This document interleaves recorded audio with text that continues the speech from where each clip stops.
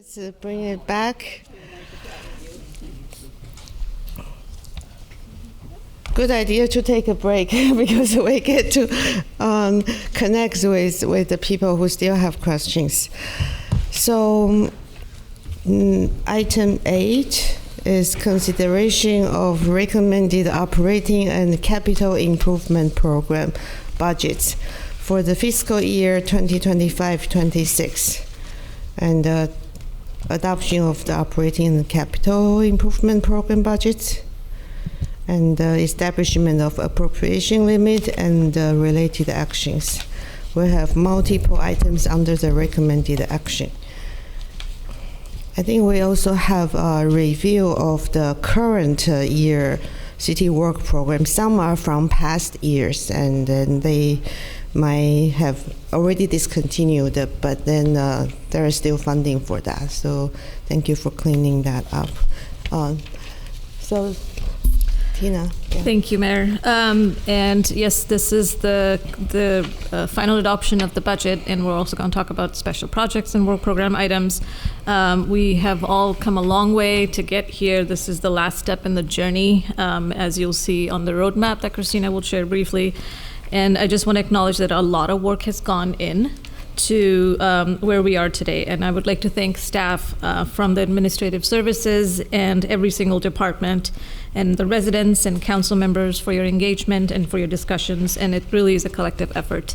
I will introduce Christina in a second, who will be running through the presentation for us. It's broken out into two parts, and we will be discussing obviously adoption of the operating and CIP budgets first, and then we will discuss and council will provide direction on the special projects and the current and past city work program items.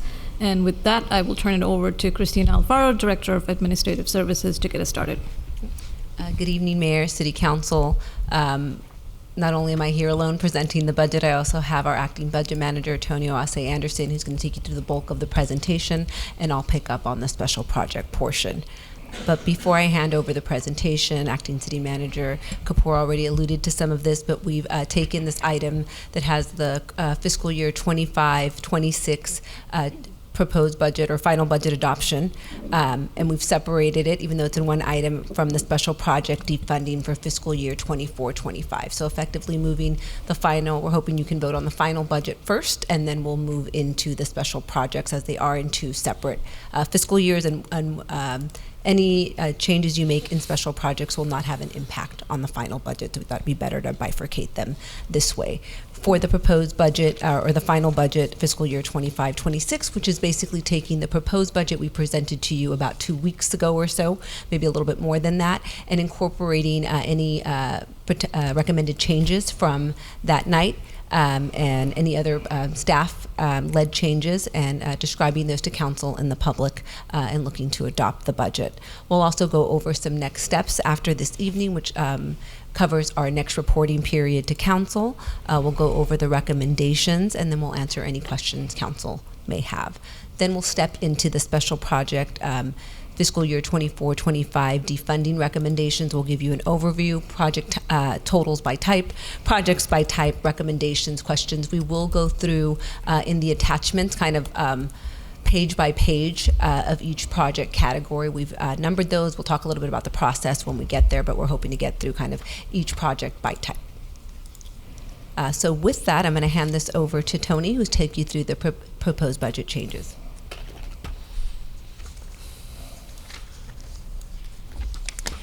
As the roadmap illustrates here, we have reached final budget adoption, which is highlighted in orange. This slide here shows all changes being recommended to the budget after it was printed on May 1st by fund. In the general fund, changes included various transfers, including moving economic development back to city manager's office from community development, and transferring the strategic plan from administrative services to the city manager's office. These changes result in zero impact to the budget.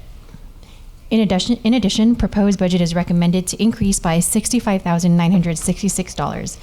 This is a result of the addition of an administrative assistant in the city clerk's office, which is offset by the elimination of a part-time economic development analyst and the elimination of a new classification request for Assistant Director of Administrative Services. In the enterprise and internal service funds, we are recommending reducing the transfers in by $500,000 and $1 million respectively. This reduction is necessary to balance transfers in and out. These transfers in were inadvertently included as both of these funds had sufficient fund balance.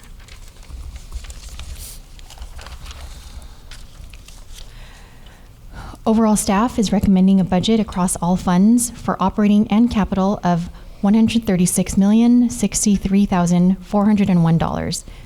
This reflects the additional $65,966 increase in appropriations as discussed in the previous slide.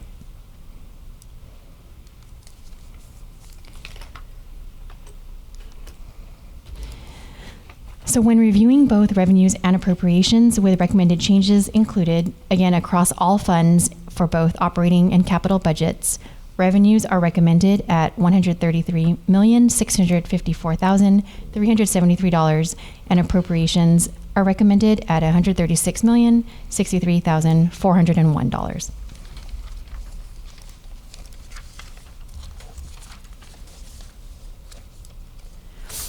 Next, we'll dive deeper into revenues. This table compares general fund revenue categories compared to last year's adopted budget. And I will touch on the top three categories. Overall revenues are up $7.4 million or 8.3% compared to last year.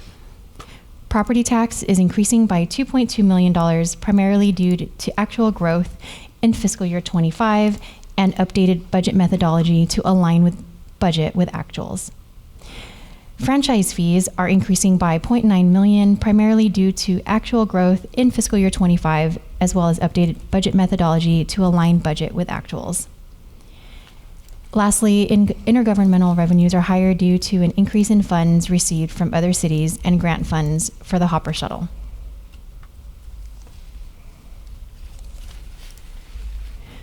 Now looking at general fund expenditures, they are up $9.1 million or 10.2% compared to last year's adopted budget. All changes to the recommended expenditures for fiscal year 26 reflect recommended changes discussed, and the impacts are shown in red. The major drivers still include the following. Contract services are increasing due to contract costs for the Hopper Shuttle, which has offsetting revenue, and sheriff's contract costs that have increased by 6%. Capital projects and special projects are up by $1.8 million or 154%. Transfers out are increasing due primarily to a transfer to resume the annual $2 million transfer to the capital reserve.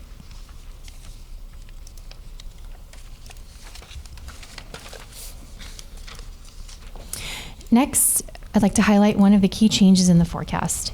We've adjusted the assumed vacancy rate from 4% to 6% in the first 2 years of the forecast to better reflect the actual salary and benefit savings we've experienced in recent years. This change helps present a more accurate picture of our personnel costs in the near term. Starting in fiscal year 28, we revert back to a 4% vacancy rate assumption, which aligns with more stable staffing periods and ensures we remain fiscally conservative in the out years.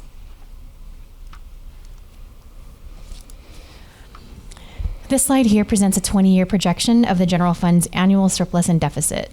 Since the proposed budget, the forecast has been updated to reflect a 6% vacancy rate in fiscal year 26 and fiscal year 27, aligning with recent historical trends in salary and benefit savings. And as discussed in the staff report, this adjustment results in a balanced general fund budget in fiscal year 26, an improvement from the proposed budget, which showed a deficit. This difference is due to the fact that vacancy savings are not built into the annual budget, as the timing and location of vacancies cannot be predicted. However, including a vacancy factor in the long-term forecast provides a more realistic reflection of expected savings.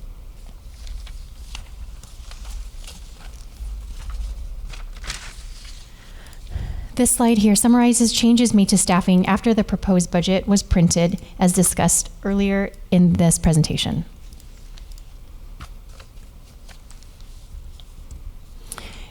There are no changes recommended to capital improvement plan projects.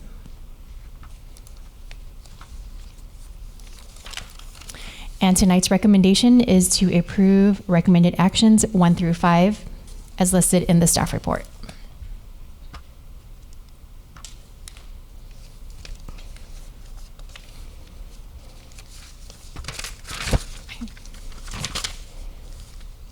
As for next steps,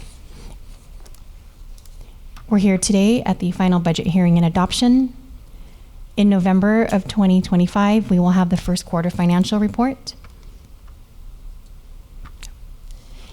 And the first quarter report will update the City Council on year-end results for the current fiscal year and first quarter results for the next fiscal year. And that concludes the budget presentation, and we are available for questions.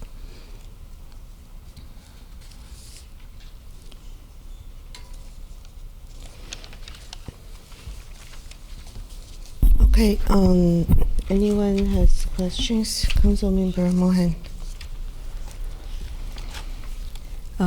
Thank you for the report. There's just a ton of information in, is it 500 pages?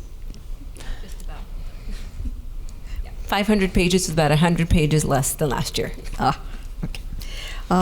I just wanted to sort of make a point of looking at the table which said big picture summary, final revenues 133, final expenditures 136 million, difference is 2.4. If we went with everything as if we went with the staff recommendations without any discussion, the bottom line is that we are 2.4 million short, and in order to balance the budget, it would have to come from the reserves. Correct. So for each, and specifically within each of those funds, as we did also mention though, for the general fund, when we budget all the positions fully budgeted versus our forecast that has the vacancy savings. So it's our best estimate of what we think fund balance will be used for the upcoming year. Okay, and the general fund portion is about 1.9 million. Correct. Okay, thank you.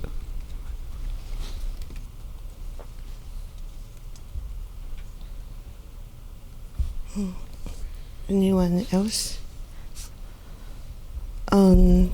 I think I asked a question in the prep session. It seems the slides only show the change since the May 15 study session. I think we are adopting a final year budget. So do you have a slide that show the entire budget request in terms of positions requested? What's the, rather than just incremental from May 15? Give me 1 second, trying to get to the attachments in the staff report. There were quite and a then, few. Yeah, in terms of CIP, there is no change. But what was included in the CIP, which is the whole thing we are approving today. Yeah, correct. So we used the proposed budget in that hearing to go over the budget in its entirety. So we historically provide the most information in that meeting. So we go through the details. That included, I believe it's included in here as well. So I'm trying to make sure it's in here. There's a budget adjustments summary in detail that would cover all of the budget adjustments that are being requested, including those that were included at proposed. Those do not include the CIP projects. CIP was an attachment to or a companion document to the proposed budget when it printed. But we don't normally, if there aren't any changes, we usually use the final budget hearing to talk about what changed from the original meeting, in addition to answering and following up on any questions that happened as part of proposed. So we don't have the CIP projects. So you don't have a final CIP project list to share? Actually, hold on. We might. Let me get to that part in the report. It's actually on page 18 of the staff report under capital improvement programs. Okay. So I can...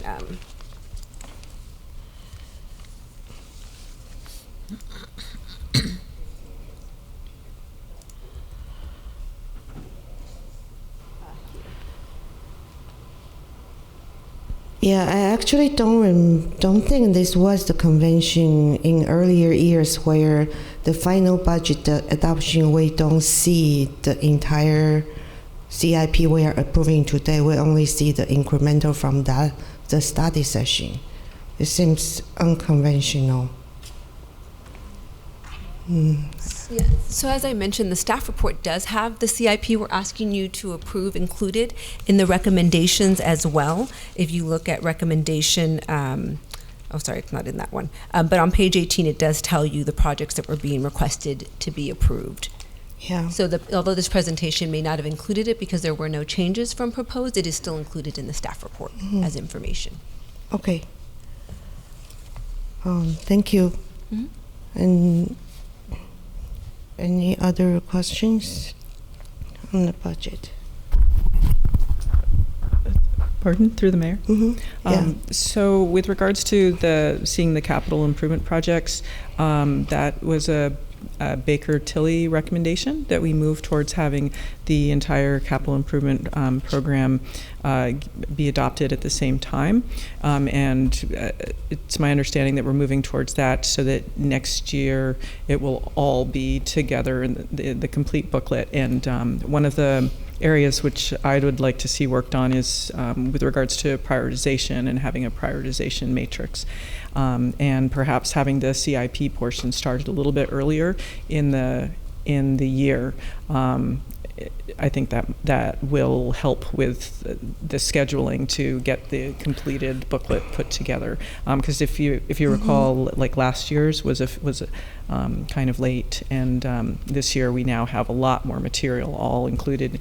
So when you look at your proposed budget, it's all in the back of that book. You have the CIP there. I do have a question about the balanced budget policy. And because, so when we first looked at this a few weeks ago, looked at the financial overview by funds, we were negative 843,000, and there were some adjustments that were made in there, and so now we're 2.4, I believe, and I'm not sure because I feel like something happened between the supplemental information that we got,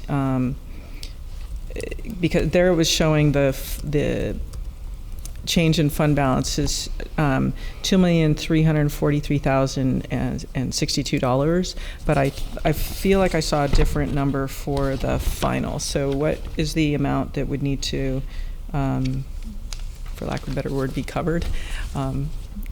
Just want to clarify, would be covered by fund balance or retained earnings? Is that the question? If need be, because I understand that the vacancies they've been more like 10%, and that some of these projects will not be completed at this time.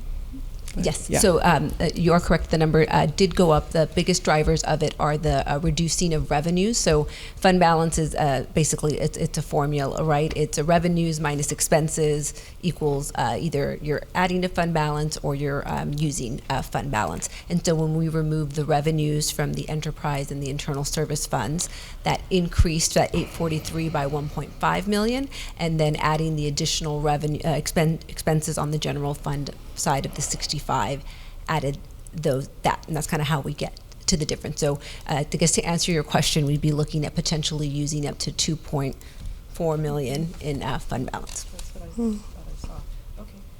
Okay. So with regards to the balanced budget policy, I do think that there's something about the wording that on the surface it would lead me to believe that we need to have the revenue and the expenditures either results in a positive number or zero. But when I'm reading this policy, perhaps you can explain how it is that we are negative. So it says, at a minimum, the city shall adopt a statutory balanced budget where the city's use of resources for operating purposes does not exceed available resources for the fiscal year. And the city shall adopt a balanced budget where operating expenditures do not exceed operating revenues in the 10-year forecast. So did we meet those requirements? Yes, because fund balance is still considered an available resource. What we try to do with these special funds, thinking special revenue, debt service, enterprise and internal service funds, those funds have restricted uses for those dollars. So generally we do try to have them spend where they can if they have the fund balance versus the general fund coming in to make up the difference. So we look at that use of fund balance as appropriate. It's going back into the programs that built that fund balance or retained earnings. So I think in the forecast we are almost there in terms of having the budget balance throughout the forecast. I think really a major driver of the balanced budget policy is we don't want to get into the habit of using our reserves to balance over the long term. Exactly. Okay. And I do see use of fund balance. If a structurally balanced budget is not possible for the city at a given time, reserves and fund balance may be used to balance the budget.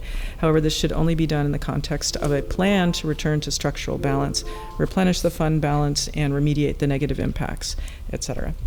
So I believe you're all within the policy there. Yes. Okay. Thank you. Okay, thank you. So I'm trying to look for, usually there is an attachment of a list of CIP and description of each project. Is that, I couldn't find that. And also usually in the final adoption, there is a document for community grant funding because the council might, in the final adoption, make an adjustment. I couldn't find that attachment either. So are those not included? They're not included in the staff report. The CIP itself has been published with the proposed budget, so it can be found online. And the links and the actual documents were provided as part of the proposed budget, so that would have all of the details. So the proposed budget, which we are adopting today, is not in the agenda packet. It is not, because we presented and that the on May CIP, 15th. which we are adopting today, is not in the agenda packet. The projects they're listed on page 18 of the staff report. This is very different from, I think, our usual process. In the past meetings, in the final budget adoption, there is usually a CIP per list where we have a list of projects, not only the new ones, but also existing ones with all their description. A lot of times, I'll go back to the budget adoption meeting to find that CIP list. So you are correct. There was a process change this year where we brought the CIP with the proposed budget along with community funding. Historically, we've brought those in the final budget hearing because those documents were not ready when the document was printed. The proposed budget document was printed this year. Which is okay, bring us to earlier, but then we did not adopt anything in the study session on May 15th. Correct. So the final adoption is today. So today, there should be all the document we are adopting today.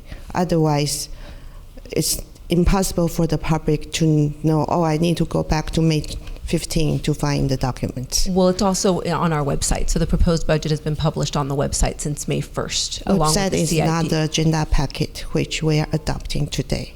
Correct. And so we're just following, this has been historically how we've done it, where we just do the changes. You're No, correct. this is not how we have done historically. Again, with the explanation that we brought CIP earlier this year along with community funding and presented those as part of the proposed budget hearing. And historically, the final budget hearing has been reserved for any changes that happened since proposed. And historically, those changes have included the CIP discussion and the community funding outreach, or community funding. That would have been the first time the council heard both those items.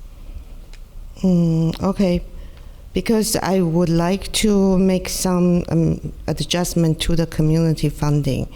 And I didn't make that request last time because it was a study session. So now with no information in the agenda packet, I don't know how I can make that. So we do have on recommendation make sure and approve any other recommended changes as directed by the City Council. If you'd like, we can bring up that page from the proposed budget document if you want to have it for a review, but we do have that item listed here if Council did want to make changes to anything in the budget. Okay, yeah. Give us a second and we'll pull up the page. Thank you.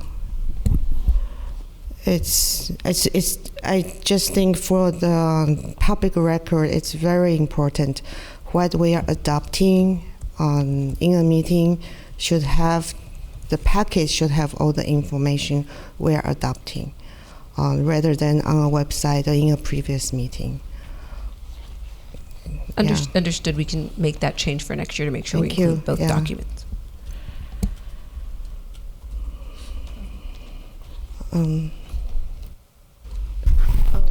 Councilmember Fruin, I think you raised your hand first, and then Vice Mayor. All right, let me pull up what I was looking at here. I just wanted to confirm, for the sake of anyone who might be somewhat confused by the recommended action, since there is a point at 6 to provide direction on remaining city work program items and special projects, that if we were to approve resolution 25-043 at item 7, that would effectively defund 3 special projects and 2 city work program items. And I wanted to confirm that the 2 city work program items are found in attachment AA at line 2 and at line 5. Is that correct? Let me look at the attachments, but I believe you are correct. I know it's attachment. Oops. Okay. AA, and you're saying line 2? Line 2 and line 5. That is correct. Got it. Okay, because they've been operationalized, so there's no need for them to be in this particular part of the budget. For line, I don't want to get ahead of ourselves. We're going to have that discussion after, but we can kind of have a further discussion on why those are being defunded. Sure. No, I just wanted to make sure that, Yeah. that those were the 2 items. Yes. Okay.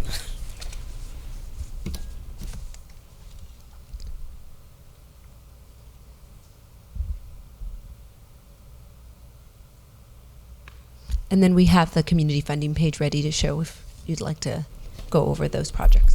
Okay, so to follow up on that, so number 2 in attachment AA is a block leader program that it shows that remaining funding is 9,700. I believe the original allocation was 10,000. So if we defund that, which would mean there will be no $300 grant for block leader parties. That's correct. So we did not really make that operational, because operationally there is currently no funding for block leader program, block leader party. Parties, that's correct.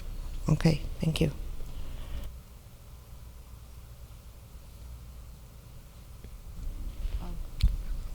Mohan. I just wanted to follow up on your question, Mayor, about the block leader program. And I think I asked Director Alfaro at the study session, or the prep session. So there was only one applicant who applied for this grant, and That's actually $300. And so my question was, if this if there was some others who wanted to apply, we could still, maybe we wouldn't turn them down, would we? And I think you said no. So if this were to be defunded, Right. and no funds put toward it, we don't have the ability to, we wouldn't have the funds to provide a grant in the way that this 10,000 or 9,700 now provides. I'm going to look back at Director Sanders to make sure I'm getting that. So if I may clarify, Councilmember Mohan, so the work program item was only to provide city grants for block leader parties. The program still exists and city will support in other ways, but there won't be direct grants with the elimination of this work program item. Okay, so the entire grant program is being eliminated. That's being recommended as defunded. Right. So the block leader program itself will still be in existence, but not the. For some reason, I thought there would be enough in the budget if one other person came and said, "Hey, I would like to apply for the grant." We wouldn't have the authority to do so. All right. Okay. Thank you. That's all. So I would like to propose that we keep this block leader program Because the original intent really is not just to provide grant, as description says, is to strengthen Block Leader Neighborhood Watch program to ensure leaders are active and to expand the coverage of active neighborhoods. So the grant funding is a part of that. I suppose we can continue the grant program so that, because I did ask some block leaders, they said that they thought only block parties that happen on August 2nd, the night out, can get funded. So there is some miscommunication. And so I suppose we can choose to continue this so we don't defund that. Yeah, no, I hear what you're saying, and I think one of my questions was, is it being publicized sufficiently that block leaders know that there's a grant available? Because we have a block leader program on our street, and I don't think this person knows that there's a grant available. So there has been quite a bit of marketing. There has been emails that have gone out to all block leaders. Last year there were 54 permits for block parties. They were all told if they were block leaders about the grant, and only one person took it. Most people are letting us know that they're trying to have like potlucks and stuff, and the grant is honestly for either renting tables and chairs or food. So they're not getting $300 to put on some big party necessarily. They're talking about the fact that they want their neighbors to come, bring their own meals. So a lot of people didn't take us up on the $300. Okay, thank you. And if I can add to that too, we'll get to the special projects and work program items in a second, but it is definitely council's decision if you want to continue that. And we're happy to look into, if there's interest to tweak it so it's not grants just for food, it's mostly to support the block leader program. And that's the funding for the program itself, and other support. That's also council's decision. Mm-hmm. Okay. Councilmember Wang? Thanks. I'm looking at the all other requests section, which is, I think, was that W? I think that is, just so you guys know we're falling around. I have a couple questions and really around training and cultural events. Like, how's it calculated or how's it added? We see some in the budget and then we see some in these additional requests. What's the difference between the two? I'm sorry, it was between cultural events and what was There's cultural events, there's training, there's other things that are in there, but they're also, this is in this additional all other department requests, but they're also in other parts of the budget. Are we double counting or are these different things? No, so the training budgets were, this was, I'm trying to find the right words here. So in the training budgets citywide, we went in and looked at what the budgets were prior to budget reductions, and then we looked at the most current year. We took the delta because we had made significant reductions last year and this year in training, and then we added back 50%.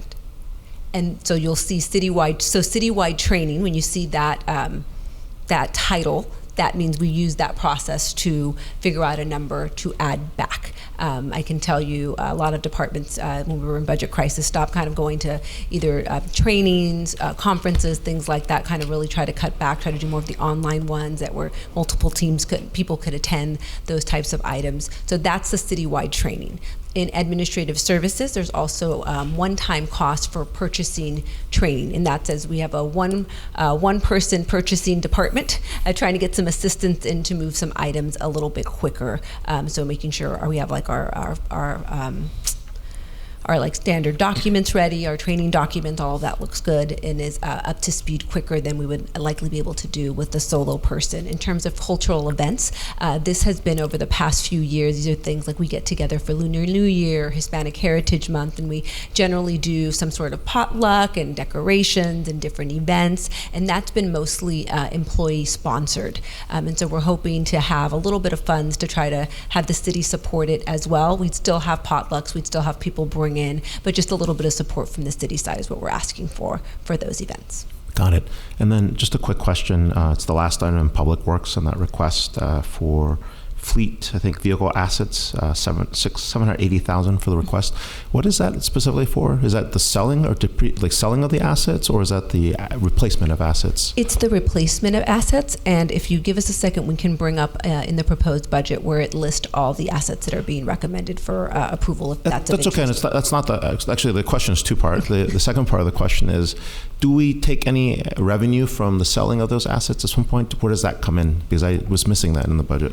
We do. I think we answered this response in one of the supplementals. I forgot to mention there are 2 supplementals related to this item. And so they go back into Fund 630, which is the Vehicle Asset Replacement Fund. Thank you. Got it.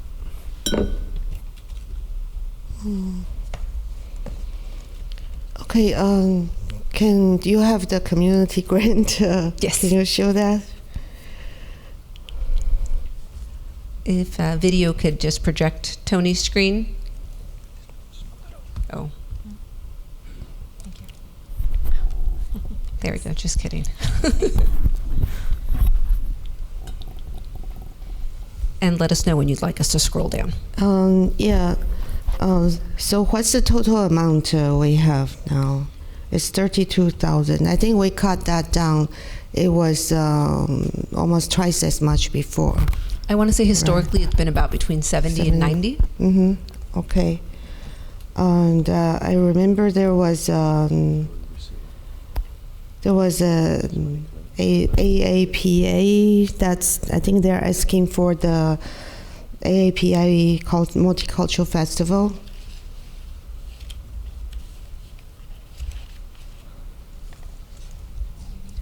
I think I saw that. I was wondering. Give us 1 second. We're going to pull up that document right now.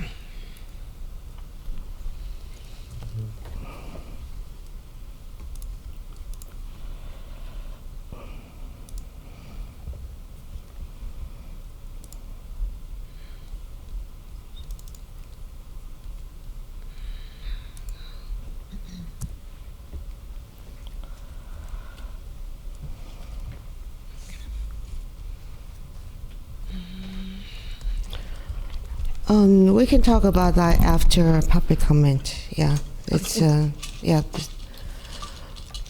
Then should we go to public comment? Anyone else have more questions? Okay, and we can go to public comment.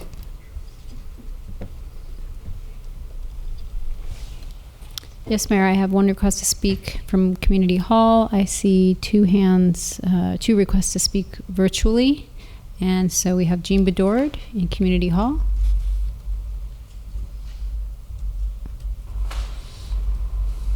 Welcome, Jean. Good evening, council members and staff. My name is Jean Bedord, and I have a couple of issues. First of all, I want to thank Mayor Chow and the staff for reverting to the previous format for written communications. I was actually able to find public input for this meeting, like I used to. Now, last council meeting, I couldn't find written communications in the public portal, which I now understand is a different view than the council's portal. Frustrating experience last week, much better tonight. Tonight, I urge council to focus on the big financial picture and not get stuck in nickel and diming. The staff has done an excellent job in pulling together the budget, and I know that it's a huge, huge job. And it doesn't have to be perfect. There is the option of quarterly budget adjustments. So thanks staff for their work, and thank you for wading through all of this. Thank you for the opportunity to speak. Thank you, Jean. And now we will move to those members of the public requesting to speak virtually. We have 3 people requesting to speak: Peggy Griffin, San R, and Seema Lindskog. Welcome, Peggy. Good evening, council members and staff. I want to thank the staff for all the material presented. And I also want to thank Chad Mosley for answering my questions in detail about some issues on the transportation plans. I think they ought to be on the website if he's watching. First of all, on the CIP project, I think they ought to be listed. That was the first thing. I've been away and I went to look and see what CIP projects we had, and I was confused. So I think in the final budget, the final issues, the final things ought to be listed and not have to make people go to previous meetings and figure out what was decided and anything. It ought to be tonight, final documents. Also, on attachment W, which were all other department requests, I think that you should eliminate everything except provide food for city council and staff on long meetings, provide the city clerk the administrative assistant new position. Also, don't add anything to IT until the issues with the website are fixed and the ERP system is implemented, and the hybrid meetings. And for public work, everything except the streets, storm drain grates replacement. I think that should be covered in the fees that you just approved. Anyway, that's all I have. Thank you. Thank you, Peggy. And next we have San R, followed by Seema Linskog. Welcome, San. Good evening, Mayor Chow and council members. I'd like to reiterate the request to take a hard look at the user cost recovery policy that was passed last year. This policy adds revenue to the city, but places a steep burden on residents that go through permits from building, planning, and then any sort of engineering permits. Fee hikes have ranged from 10 to 75% that were proposed this year.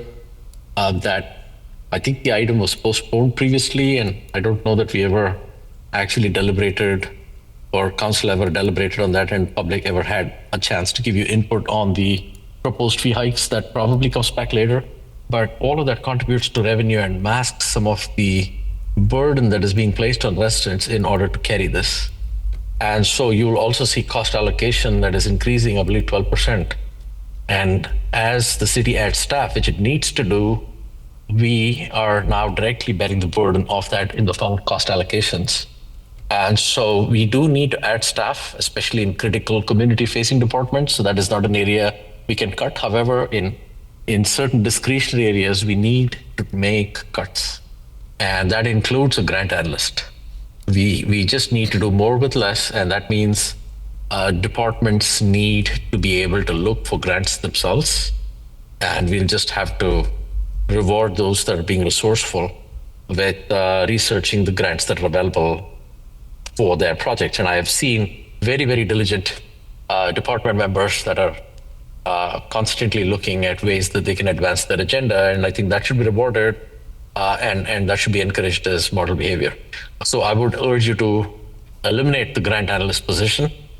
I would also urge you to eliminate the cost recovery policy and look at the effect of that. I understand it is an off-cycle review, but if you assume that that revenue reduced, then you have fewer knobs that you're working with, and that brings us back to expenses. And so I urge you to take a strong look at expenses, particularly if you look at structurally how this budget is laid out. I continue to say that Parks and Rec is under allocated on budget. Parks and Rec is only 7% of the budget in terms of the expenditure by department. Whereas if I just add up admin services and administration, that's 14%. And there's a 10% non-departmental, which I don't understand. So we really have a direct correlation between Parks and Rec budget and what the community experience is. So I urge you to structurally look at this budget and increase the allocations to Parks and Rec and cut expenses in other areas, particularly special projects, CIP, CWP. We cannot afford these large spending bills that we are getting. It's just structurally not feasible to raise costs on residents 10%. Thank you, Sam. That is your time. Next, we have Seema Linskog, followed by Louise Sadati. Welcome, Seema. Hi there, council members. I'm on the Planning Commission, but I'm speaking today as a resident. There was an organized letter writing effort by an anti-cyclist group asking to defund the ATP in today's budget discussion. I urge you to reject this request and allow the ATP to continue. The letter writers clearly have very little understanding of what the ATP and the Vision Zero plan do, because all of the innovative safety tools they recommend in their letters are already being used by the staff currently, or recommended to be used in the Vision Zero plan, for example. Also, there's a difference. There are tools that are used to implement plans, and they can't be substituted for the plans themselves. The ATP and the Vision Zero are plans, and without the ATP to identify, prioritize, and plan for bike bed improvements, we wouldn't have any guidance on where to use the tools that these residents are asking for the city to use. The ATP is fully funded by grant money, already well in progress, with significant work already having been done, including gathering community input. Cancel the project now would not save the city any money at all, so it wouldn't help with our budget situation and wouldn't really benefit anyone. On the contrary, it would significantly damage resident trust in the council governance. The council should really consider the impact on their credibility and the trust that residents put in them if it overturns its own votes regularly, like it did recently on Bollinger and is now being asked to do on the ATP. We cannot govern a city effectively if the vote that a council does is overturned 2 months later, or this flip-flopping in the votes. That is not steady leadership. So I urge you to please keep the ATP funded. You guys just went through an extensive period of reviewing it from November to March and voting and prioritizing on the CWP. Please let that stand. I also want to comment on the grant writer. We've been advocating for a grant writer for years. A grant writer is one of the few positions that actually has very positive ROI, where they generate more money than they cost. We've seen that in San Jose, for example, where the grant writer salary is far, far less than the millions of dollars that grant writer is able to bring to the city. So of all the positions that you could consider cutting, I would suggest the grant writer is the last one that you want to cut for that, because it is one of the most effective in multiplying the impact that the person has. So thank you for your time. Thank you, Seema. Next we have Louise Sadati. Welcome, Louise.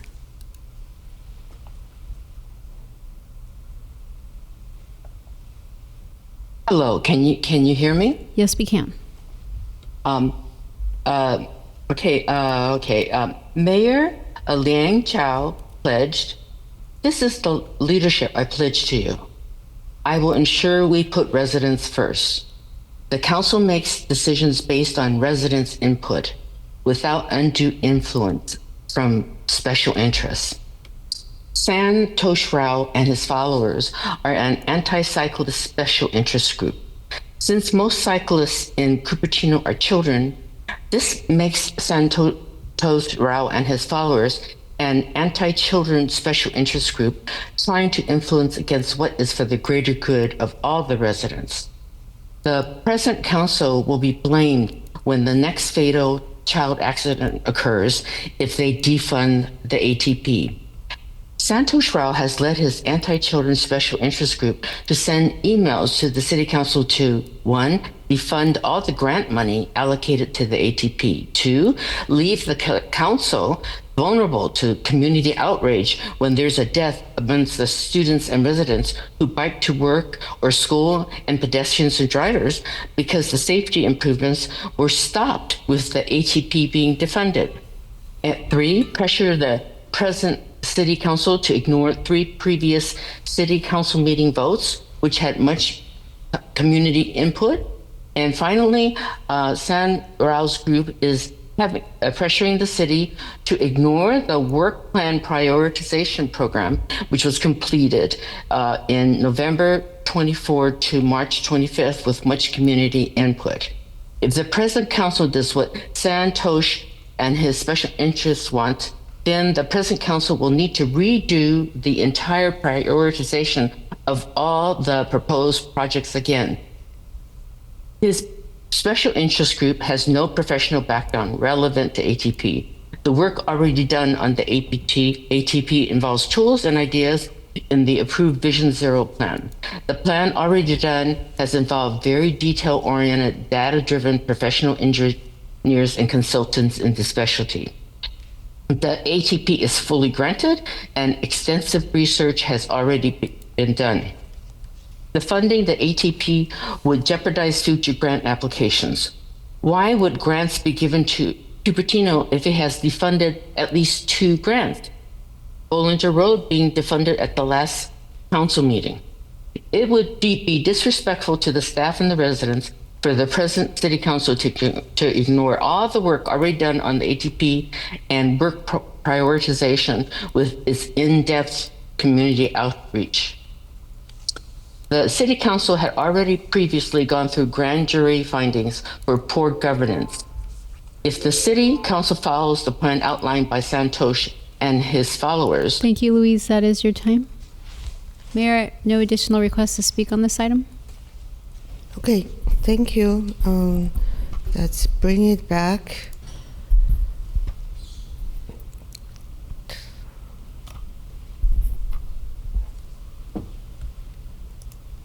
Yeah, so thanks staff for preparing a lot. There are a lot of documents in this budget. It's a lot of work, and then you brought the work program updates, and then some of the special program updates, and gotten the department recommendation on these special projects. Thank you for that. So, but because of the amount of documents, it's a little overwhelming. and then I find out that, some documents I need to go back to May 15 to find them. But I found the community grant funding there, and I found the CIP there, from which I usually see in the final adoption. Okay, so do we have any? So are you ready with the? I have found I can share the document I found actually.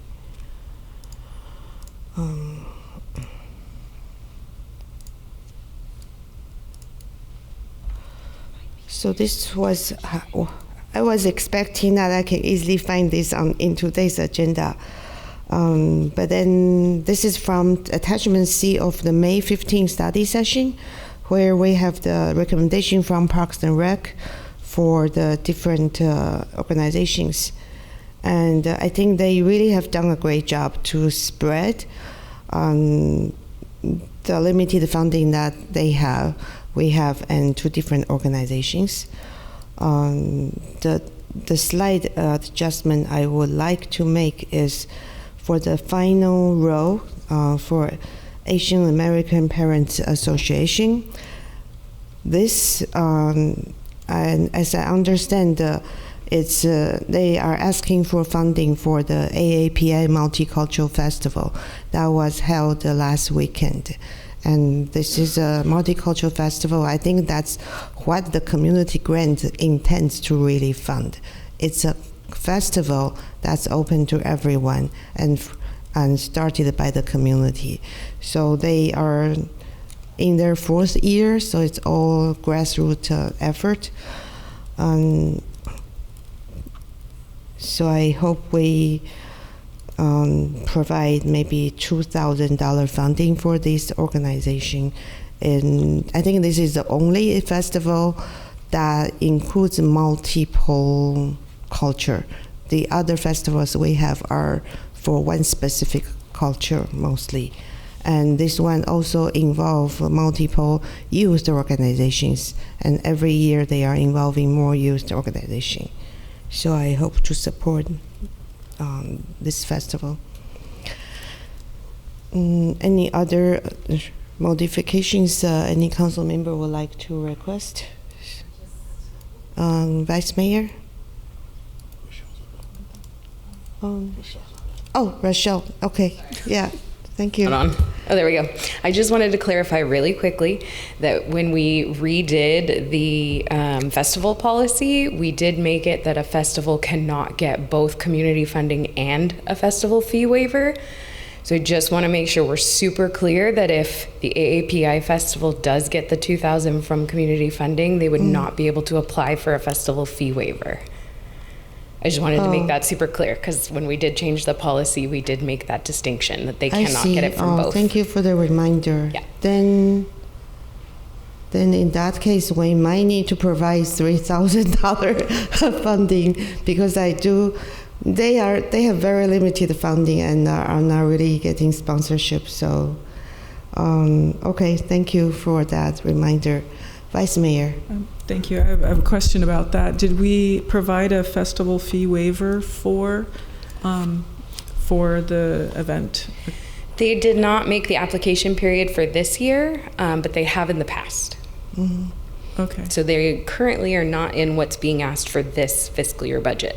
Okay, so they made a grant application for correct something for the festival, for 25-26 festival, not the one they just had. Okay, understood. Thank you. So if they had applied, they could get maybe $1,000 waiver for the fees. For the festival? Uh-huh. Well, the festival fee waivers are much higher because they are basically almost everything it takes to put on the full festival. Uh-huh. So as you notice, that's the rent, it's the staffing, it's if there's sheriff's costs, if any streets have to be closed, all of that is part of what we give to you for the possibility of a festival fee waiver. But right now they are paying off that cost? Right now they are paying all of that because they didn't make it. So last year they were in a different city. They weren't sure they were coming back to Cupertino, so they didn't make it into this year's ask. Okay, thank you.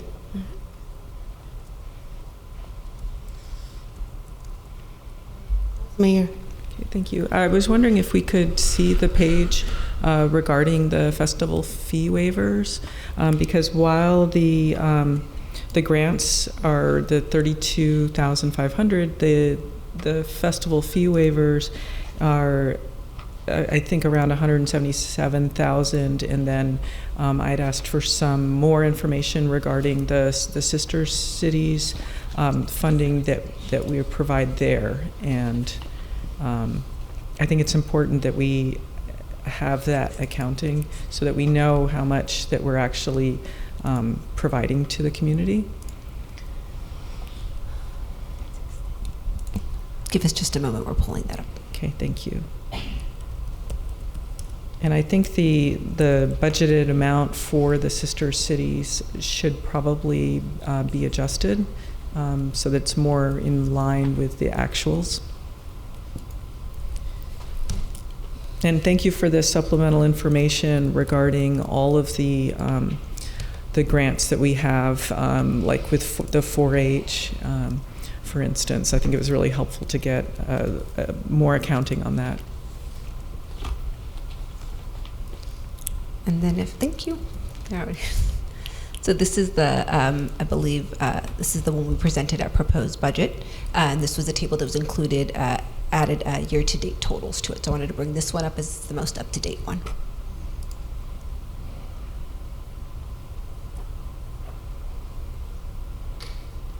Okay, and could you, it's the green area that we would be looking at for the estimated costs for this year, the $171,000? That's correct. Okay. And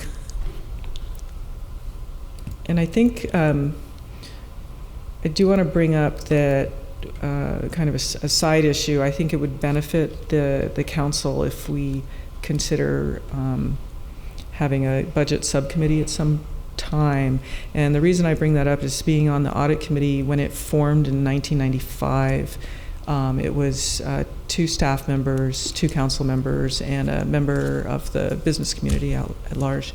And at their first meeting, there was a decision to not look at the actual budget in the audit committee, only at the budget format. And at that time, the chair of the audit committee was the head of administrative services, and their suggestion was that because the council reviews the budget, the audit committee wouldn't be looking at the budget, just the format of it. And I think since the composition of the audit committee has changed over the years, that could be something that a committee that could look at the actual budget, because as you've seen with this agenda packet, it's up over 1,000 pages, and to the point about not seeing all the CIP projects in there, one thing I've seen another city do is one of the attachments was basically showing the cover of the operational budget and the cover of the CIP, and there was a link under each of them so that you could then go to those rather than having those huge documents all embedded in here. And because if we did that, it would be another 600 pages on top of this. So I think I really appreciate all of the changes and improvements that we've made, that you've made so far this year.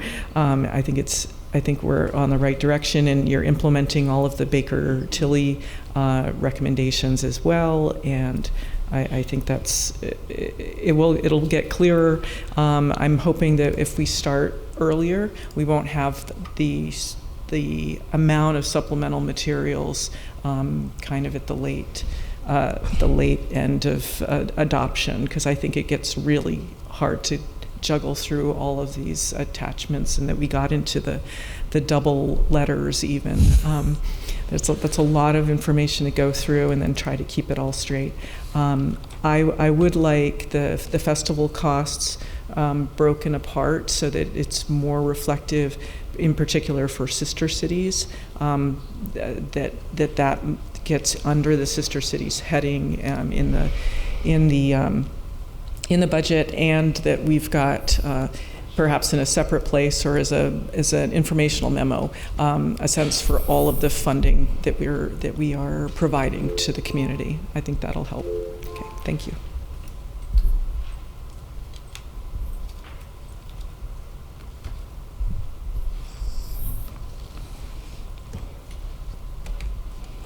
Okay, Councilmember Wang.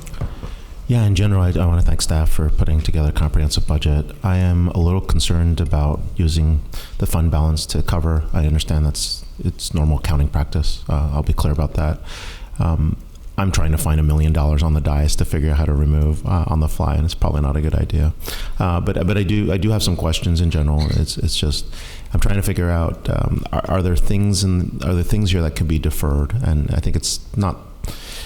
Trying to find things that we can defer to other years right now, and some things which ones are revenue generating that's on that list. So I'm just looking at the other total. So it's going to take me a little bit to formulate some of my questions, but I just want to thank you guys for where you are. Yeah. Thank you. Mayor, would it be helpful for us to get through the second part of the presentation? Yeah, so let me... But I thought we would adopt the budget first, yeah, right? I was going to say, I was hoping we could adopt the budget first and move on to the special projects.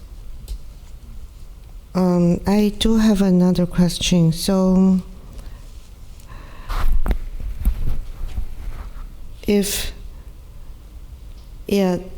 so the budget actually is not in the agenda packet, and the CIP program is not in the agenda packet. The agenda packet only has information that's new since May 15 study session. Can we legally adopt a budget that's not in the agenda packet? I think we can. I think we can. I feel very uncomfortable about this. I checked the last 2 years. That seems to be what we have been doing, but that was not how we had done before. We used to, the final adoption had everything in that we are adopting in the packet. The budget, the CIP, the community grant, everything is there. I don't have to look for another agenda packet. So I understand. It's okay legally, okay. Legally it's fine. Yeah. Then another question is, it feels like this year we have a very long list of requests from departments. I tried to look for last year and the year before. We have the reason we have more than 26, we ran out of alphabet this year was we have multiple position adjustments, and we have multiple, and then we have a very long list of departmental requests. So have we changed practice, are they not covered under the base budget? So we do have a base budget, and we asked departments to focus, if they did need to make requests this year, to focus primarily on one-time requests and to limit their ongoing request and only ask for ongoing items that would impact the forecast, so to limit those items. So I guess to your previous question about, in the last 2 years, we've been in a reduction mode. So it's been very bare bones to almost nothing being asked for, even if the need existed, because the resources simply were not there. Prior to COVID, maybe fiscal year 2021, we would historically see large requests for funding coming through. This year we did, the department did go in and did look at what was necessary, looking back even at some items that had been reduced, asking to bring those back in some form or another. So I think departments took a pretty good look at what they needed and put those requests forward for council's consideration. But I thought we are still in the same situation as last year. Our revenue situation did not change. Correct, but we have also made significant reductions to our budget to the tune of almost $24 million. So that has assisted our sales tax, because of the CDTFA settlement, has also come in about $4 million higher. And we still have been holding quite a few vacancies up until the settlement had closure on CDTFA. I know that last year we cut budget, but we didn't cut expenditure. If I look at the annual expenditure, last year's expenditure is still more than the year before, which is more than the year before. So for the past few years, the actual expenditure still continue to grow. We cut the budgeted amount, so the buffer between the actual and the budgeted amount got smaller. So we are more accurate in our budgeting. So Correct. We are cutting money that we were over budgeting before. Yeah, but I will say, I believe this is in one of the supplementals. It was, I believe, the one on Monday where Mayor, you asked an excellent question with the chart from third quarter, and you asked for an explanation what is happening here. What you can see in that, and I don't know if Tony has a chance to bring up the table, so it might, I think it was in the supplement, the first supplemental. I'm concerned that we are overly optimistic, as if we are out of the woods. It feels like we are not really, because our sales revenue is in the same situation as last year. Yeah, so I would say in that chart, one of the things that we are noticing in the 3 years prior, so we have 3 years worth of actuals and 2 years worth of budget. The 2 years worth of budget are the 2 years we've made the major reductions on. In looking at the 3 years worth of actuals, you can see a downward trend to our expenditures. So even though budget may be coming in a little bit higher, and that's because when we budget, we assume kind of all of the expenses are going to happen. We apply a CPI to them as a growth factor as well, which is just a good budgeting practice. Our actuals have been coming in lower, and we have seen it'll be interesting to see how we close out this fiscal year as well, to see if that trend is that's the chart. But in the current budget, our expenditure is still more than the revenue by $2-3 million. In the budget, but in actuals is where so budget is our best guess. Actuals is what really occurred during that year. And so when we focus on actuals, it does look like we are in a downward trajectory when it comes to our actual expenses. Okay, so and I know Tony likely the actual will be lower than the revenue. Likely it will be. Like I said, we've still been holding vacancies for a while, even in the current fiscal year. So we anticipate some of that to come through, and so we're about to share the chart just to illustrate a little bit about what I was saying. All right.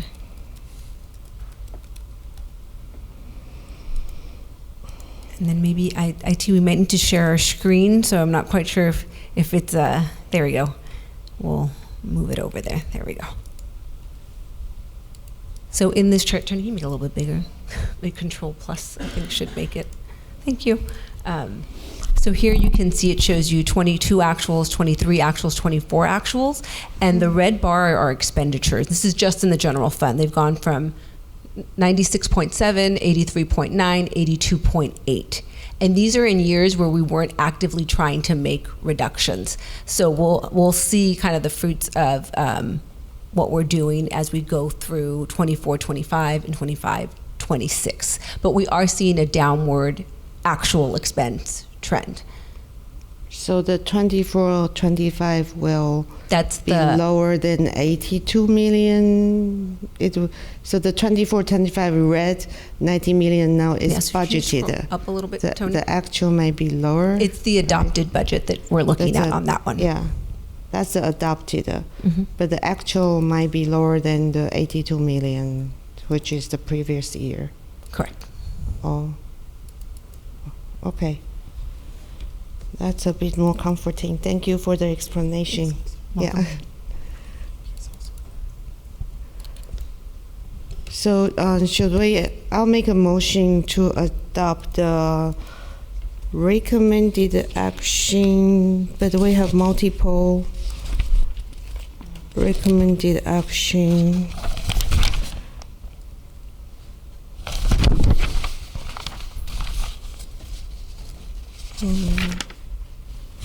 Okay, we have 7 items. So the budget related ones so you would like us to take separate actions, right? So right now it's 1, 2, 5 for the fiscal year 25-26 budget. So I'd like to make so if we would like to preserve the block grant for the block leader program, that would be for number 6, right? So we will keep that. Okay. For number 6. So I would like to motion that we approve the recommended action number 1 to 5 with the adjustment of $3,000 dollar funding for the AAPM Multicultural Festival held by Asian American Parent Association, because I think they have passed the deadline for the fee waiver program for the next year. So I'm hoping to keep them in Cupertino. So may I have a second?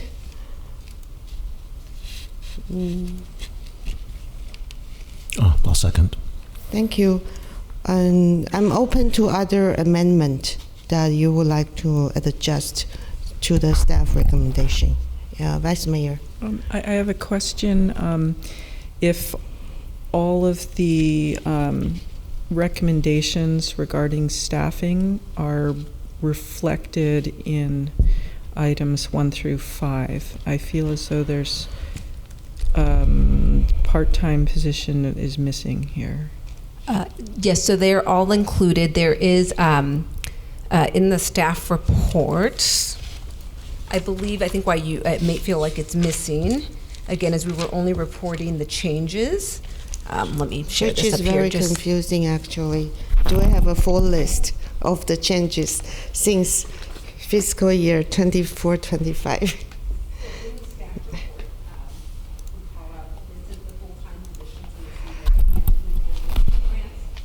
Your mic. Thank you. Sorry. So you'll see we broke this out by full-time, part-time, and classification requests starting on page 17 of the staff report. So here it lists the 4 full-time positions that are being requested and their total cost. On the subsequent page, you'll see part-time staff listed, and this may be the position that you're looking for. As part of the proposed, we had asked for a part-time economic development analyst and a part-time comms and marketing coordinator. As part of the final budget, the only part-time position that is being recommended is the comms and marketing coordinator, and then the new classifications are listed just underneath that. And what is this comms and marketing coordinator position?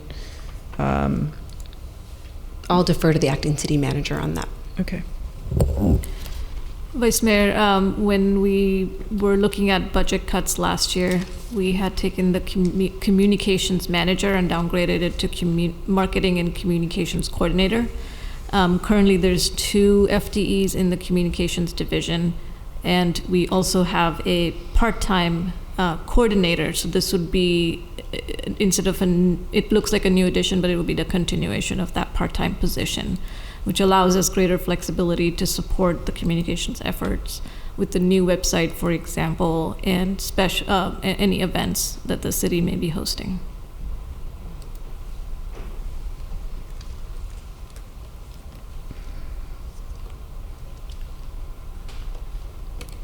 ask a quick Okay, question? yeah, Councilmember. Uh, go ahead. You said this was a continuation of a position that was already in the budget? Is that what?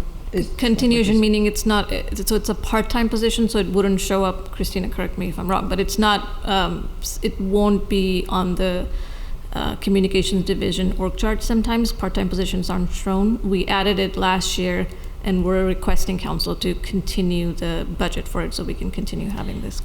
So if we added it last year, shouldn't it be built into the base budget? It's not, because not. salary savings were used to fund this position in the current year. It was not a permanent addition. So we did not fund the position? We did fund the position. We funded it with salary savings, but it was not a request that came before council as part of any of the budget documents. I see. Then how did we approve it?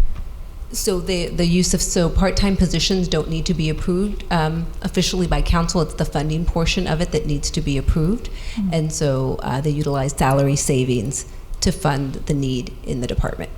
And that's done administratively That's correct. within the city manager. But as they wish for the position to continue, we want to bring it back to council as it will be an ongoing ask. Okay, all right, thank you.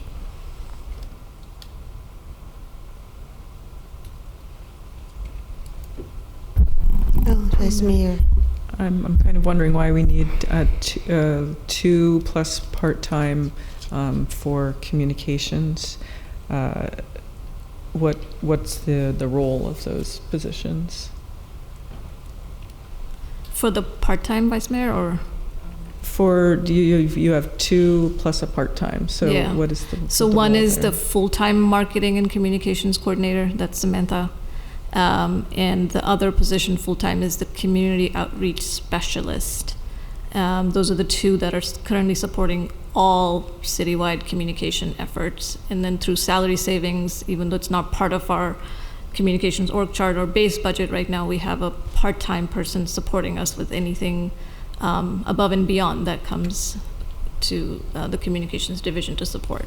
So what was the salary savings from? What was the position that was no longer filled?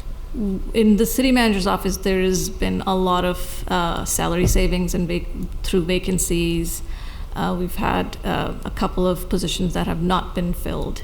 So I don't know specifically if we pulled from one specific classification, but overall we have had a lot of salary savings.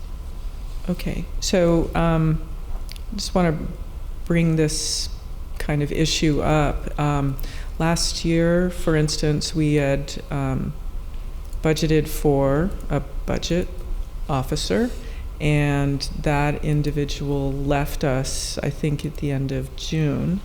And without the council being informed, there was a contract made with Baker Tilly to cover some of the budget officers' work, and I didn't become aware of this change until December, and the council was being interviewed with regards to the budget format, and I think that if we have approved for a full-time employee to have a certain position, and that position is vacant, that prior to forming a contract and using the salary savings to kind of change what the intention of the council was, that the council should be informed of that change. So, and now we're looking at eliminating the budget officer and changing the title to something a little bit different.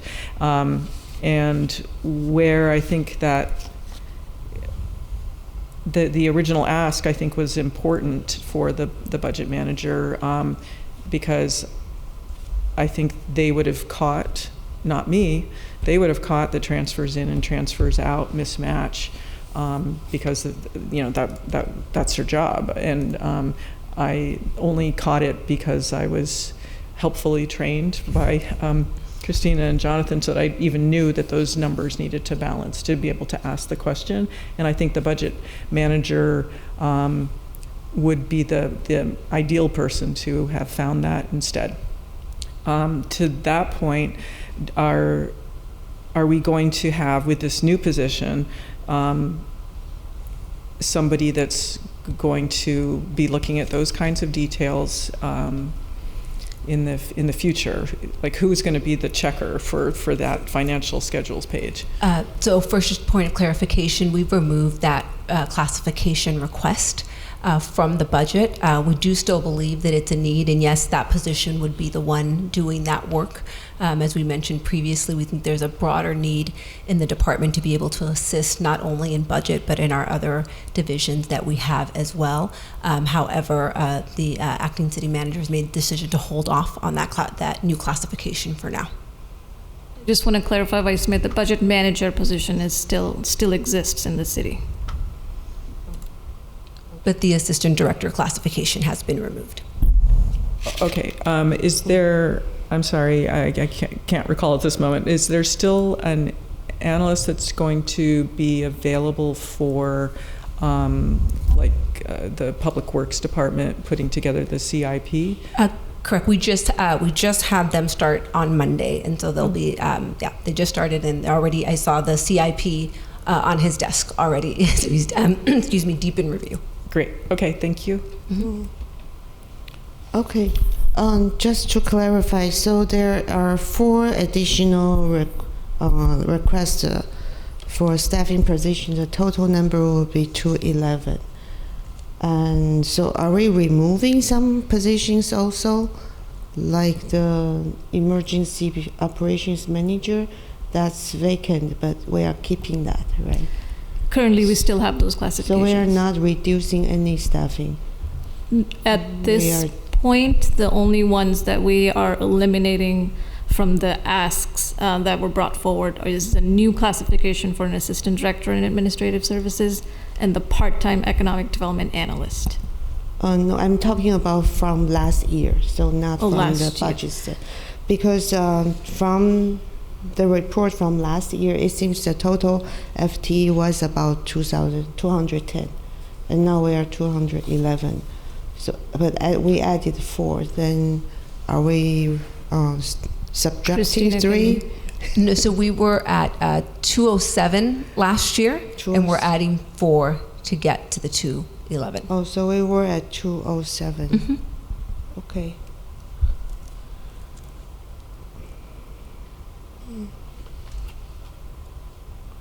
Okay, so there is a motion. Anyone would like to propose any other amendment?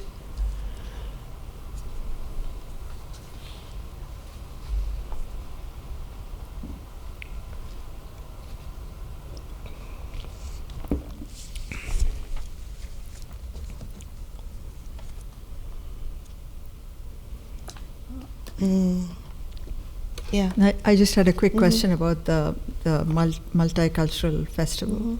So will they get the waiver and the community grant? No, they are too late for the waiver.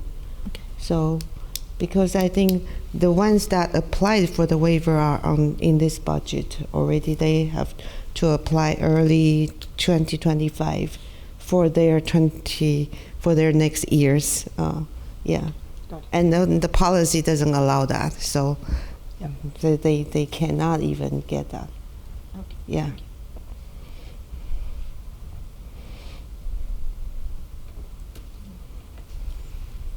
Through the mayor, it's not an adjustment, but just a comment on the grants analyst position, that I would like us to revisit the grants policy so that we don't find ourselves in the awkward position of having a grant applied for and awarded for something that might have requirements that we're not happy with, and that has happened in the past. So I've seen some earlier council meetings from years past where a grant request proposal came to the council to agree, do you agree for applying for it? I think that we definitely need to revisit that. I appreciate the emails from the from the public trying to have some reductions in the budget when we're adding recurring costs. It seemed like there were a number of recurring costs that were coming out of the IT department. Mm-hmm. My concern there is that we have a huge project, the ERP project, which is going to be multi-million dollars worth of work, and it's going to touch all of the departments. That asking for additional projects and recurring ones, I wish that some of those could have been reduced, and also within the administrative services section, I'm concerned about the dollar amounts for the staffing events. It's interesting where the staff will request essentially grant funding for events for their morale, I would say, and we don't really evaluate those, whereas we had this group, the AAPI festival, wanting to have funding, and they go through the scrutiny of the Parks and Rec department. It's just kind of an interesting contrast. Vice Mayor, are you looking to make some reductions there? So are you looking for making those recurring cost a one-time funding so we can review again next year? With regards to the events, you're saying? Events or the IT program? Would you like to suggest some? Okay. So we are at the budget approval time, and these sorts of questions probably needed to be addressed at the prior meeting, and when I talk about having perhaps the audit committee having budget review authority or some other entity, subcommittee, that would be the time to have a more granular review and recommendations to the council, and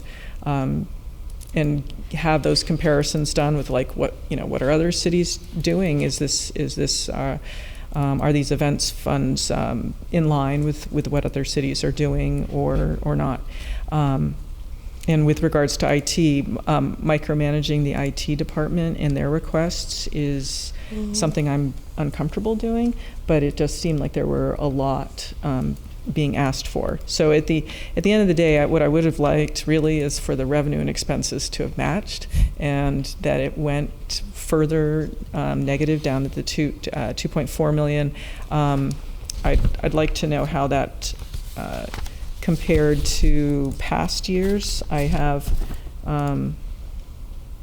last year's 24-25 adopted budget actually had a change in fund balance of negative 7.3 million. Is that correct? I don't have the document in front of me, but if that's what you have, that likely is what it is. Yes. And then just a general comment.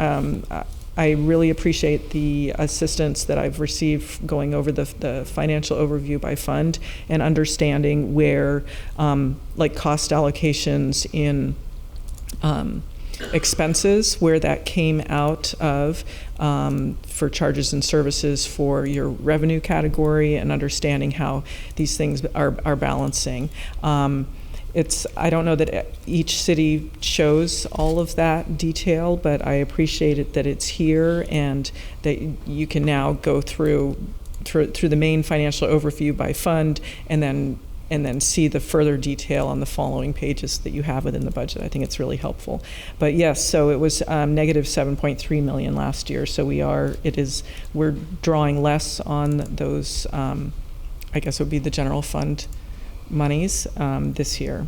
But still, I would like it to zero off moving forward, if possible. Vice Mayor, through the mayor, are you not making any suggestions to eliminate anything, or are you just making a comment? I'm making a comment, but with regards to IT, I can't go line by line and say, I don't think you need this, because I don't even understand what some of these programs that are being asked for. The most expensive thing on the IT budget is the adaptive signal piece. And that's for the ability to do time, and that's the 225. The other is 150 on other licenses, which seem normal. And that's all. Thank you. And through the mayor, I agree with the adaptive signal timing on DANs. I think they need it, and It's I look needed. forward to the future technology that'll help us on Stevens Creek Boulevard as well. And with the rest, it's like you said, the dollar amounts aren't super high. It's just a general concern about recurring costs. And I do really appreciate the fact that staff provided this, whether it is a one-time cost, whether it's recurring, and that way we have a better sense of, are we burdening next year's budget with what we're asking for now? And it also is helpful with regards to when we're doing our the work program suggestions, that we have a sense that it's, whether it's just something for this year or something that's going to be on the budget moving forward every single year after, and being mindful of the future costs. And if we add a lot to the budget, a lot of these recurring costs, if we're trying to purchase something, if we want to rebuild something, and as we move forward, having a strategic plan, and hopefully that something will come out of that, where we have a sense for what if the community is looking for to add a community swimming pool that's open year-round indoors, anything like that. I'm hoping that comes out of the strategic plan, and that we're not buying ourselves a lot of small things when we'd really like to have a large purchase at some point. So that's kind of where I'm thinking about looking at the little recurring costs.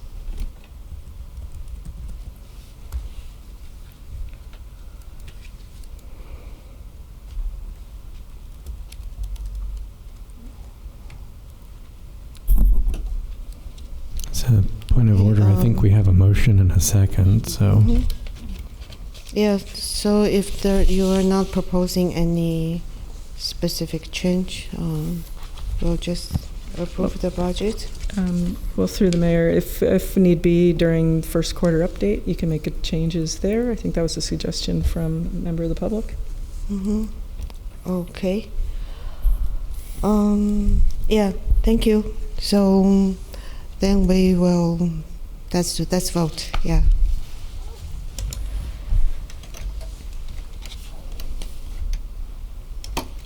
The motion as amended carries unanimously.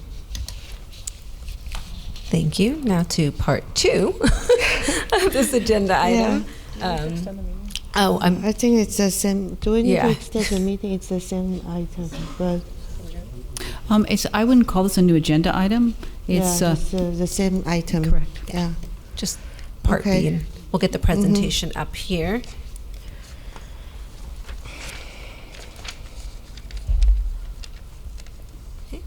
Part 2 of our presentation is going to cover fiscal year 24-25 special projects. So overview, we did want to cover, based on the special project policy that was adopted by council in May, what a special project is not and what a special project is. It's more of what it's not. It's not a city work program, not an ongoing cost, not minor maintenance, repairs, or purchases, and not development projects. It is, however, a one-time cost that is staff initiated, based on a staff initiated project. You will see we listed all of the not categories in this item. We want to provide council a holistic view of all of the special projects as they were listed in the third quarter financial report for fiscal year 24-25. So as I mentioned, as of March 31st, 2025, amended budget. An amended budget means you take the final budget, any carryover items that may have occurred, plus any city council approved adjustments to get to the amended budget. In total, the special projects listed as of March 31st, 2025 included 74 projects with an amended budget of about $41.6 million across all funds. 5 of these were defunded as part of the third quarter, reducing the amended budget by $121,618. Actual expenses to date are about $3.9 million, and encumbrances are at $7.4 million. Oh, that's in there. Was that in there twice? That is in there twice. Move on to the next slide there. I do want to talk a little bit about the process I'm hoping we can follow this evening for council's consideration. So one of the things that we did is we reworded what some of these projects were called to have a more specific definition. So defund projects are projects that have not started, they have no dollars spent. That project is being defunded. Return project savings means the project was completed but under budget and we're returning project savings. Canceled projects are projects that were not completed and remaining savings are being returned, but the project did not move forward, it wasn't completed. Completed projects means a project was completed at budget and there were no savings. So if we can remember thank these. Thank you for the definition. Yeah, I was confused. Yeah. So process that I'm hoping council will be agreeable to this evening is we're going to go through each, try to do council questions after each project type. All projects have been numbered. We're hoping that makes it easier to reference project number 3, 4, whatever it may be. Changes to the projects from the list you saw at third quarter are noted in red, and changes since the original printing of the attachments are noted in dark blue. So as we go through here, sorry, the dark blue does kind of look black, but we'll call out kind of where those changes have been. And the bulk of the changes were really related to adding the categories we just talked about, the defunding, those being added into the notes column. Hold on, before we get there, the other thing I would like council to entertain is potentially taking straw votes at each of the different project types. So then when we kind of get to the end, we have a good sense of what if you want to defund any additional projects or refund something that may be on a defund list. Special projects by type, so using the categories of what they're not and what they are, you'll see the project type listed all the way to the left. City work programs having 14 projects. We are recommending to defund 2 of these projects for a total of $109,700. Ongoing projects has 11. We are not recommending to defund any of the ongoing costs. These would move into department-based budgets. Maintenance projects, there are 22. And $121,698 was defunded at third quarter, but there is no additional request to defund any of the remaining projects. Development projects, there's 16 of those. Again, no request is being made to defund the development projects. And then we have 26 remaining special projects. Oh, I should have probably covered this when I started this slide, but you will note that there are some differences. You'll see a strike through and a new number.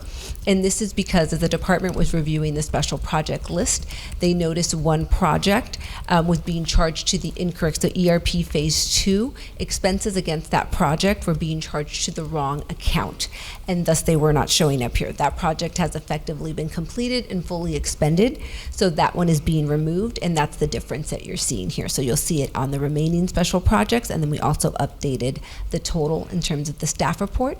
When we get to the recommendations at the end of this presentation, we've also updated the resolution language there as well as the recommendations.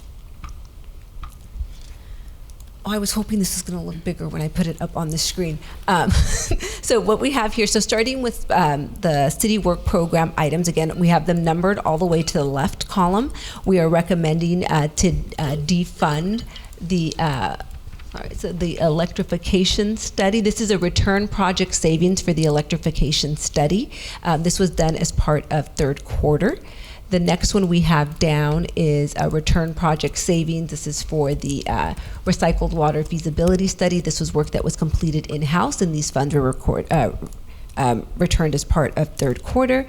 Next we have the city work program RISE stakeholder engagement. This is a project that's being recommended. Just a minute, this is which attachment? This should be attachment AI, or AI has CWP broken out separately. Z? This is Z? So for AI should be just the city work programs listed separately. The attachment prior to has all of the projects listed. So what we tried to do with the attachments is give you everything all in one, but then also separate them out by project category. We don't have AI. Yeah, hold on. Check this one. Oh, is AI in the supplemental? So this would be, Y would be all special projects from fiscal year 25. Oh, sorry. AI is in the supplemental. AI is based on the supplementals, what Tony is, Okay. sorry. So Yeah. based on the supplemental, there was a new AI that was attached and is reflected in this slide.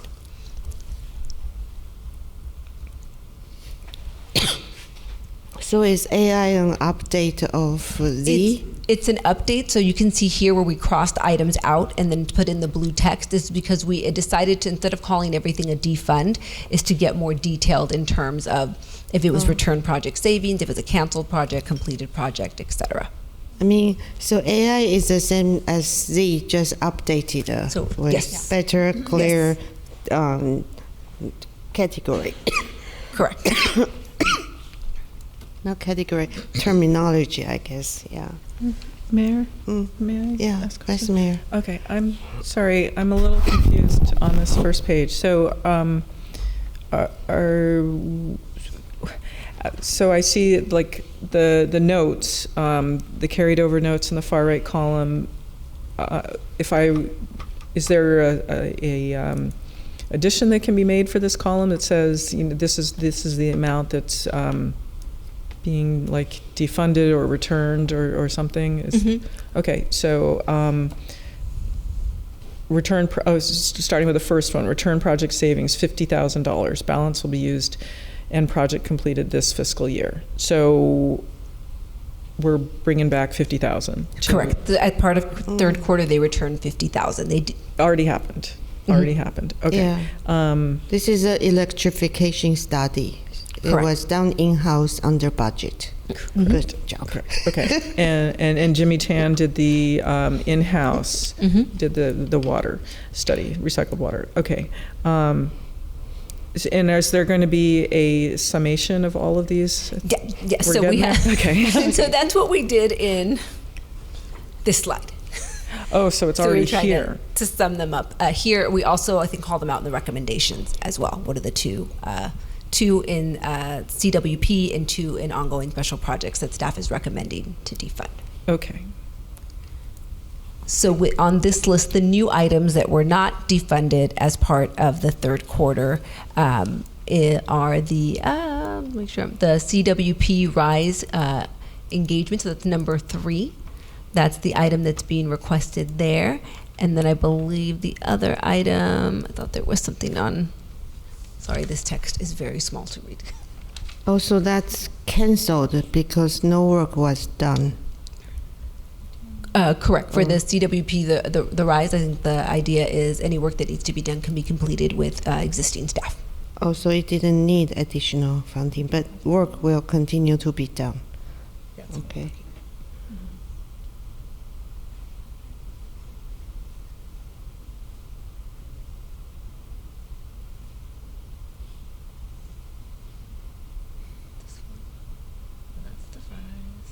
Oh, and I think the other one may be CWP safety, public safety reform. The number 4, the 5G, it says project is being done in-house. It will be defunded because it's done in-house, so $250,000 hasn't been spent, and that will be defunded. At year end. At year end, only because, but the work will continue. Just the funding is not necessary. That's correct, because it's being done in house versus using a consultant or something along those lines. Okay.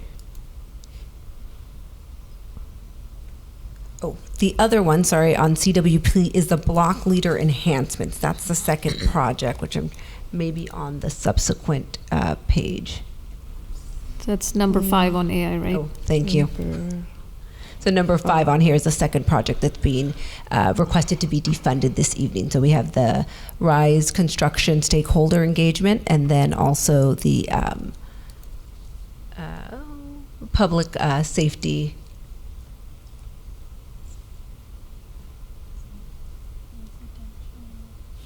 the block leader enhancements, which I believe this is the 10,000 mayor that you or council that you were discussing earlier.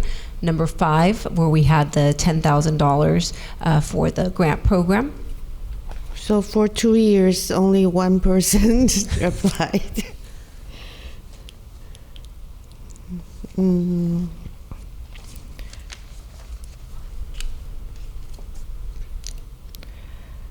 And so if I could just get head nods if we're ready to move on to the next slide. I don't want to get ahead of you being able to review the items. Okay.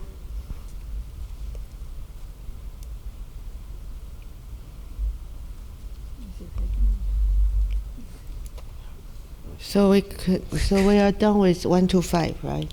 No more questions. We can move on to 6. The remaining council or city work program items, there is no recommendation to defund any of the items on this slide or the subsequent slide as well. But let me know when you're through reviewing this slide or if you have any questions on the projects listed here. What's the difference?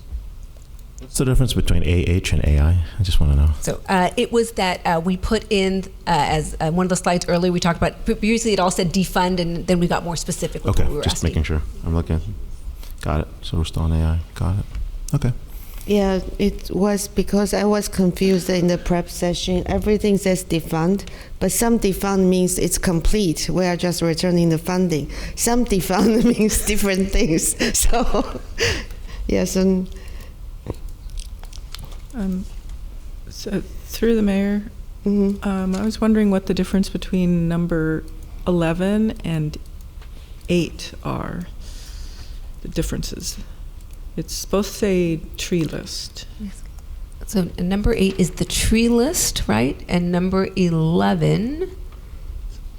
Oh, you know what? As we were copying and pasting these over, we had to kind of do it section by section. It may have been doubled, but no, they're 2 different numbers. Sorry, just kidding. If I may clarify, I think in the existing work program, the tree list was broken out into 2 separate projects. One is a public works project, one's a CDD.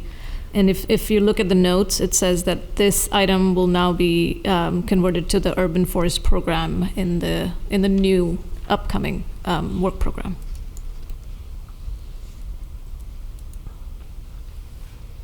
Okay.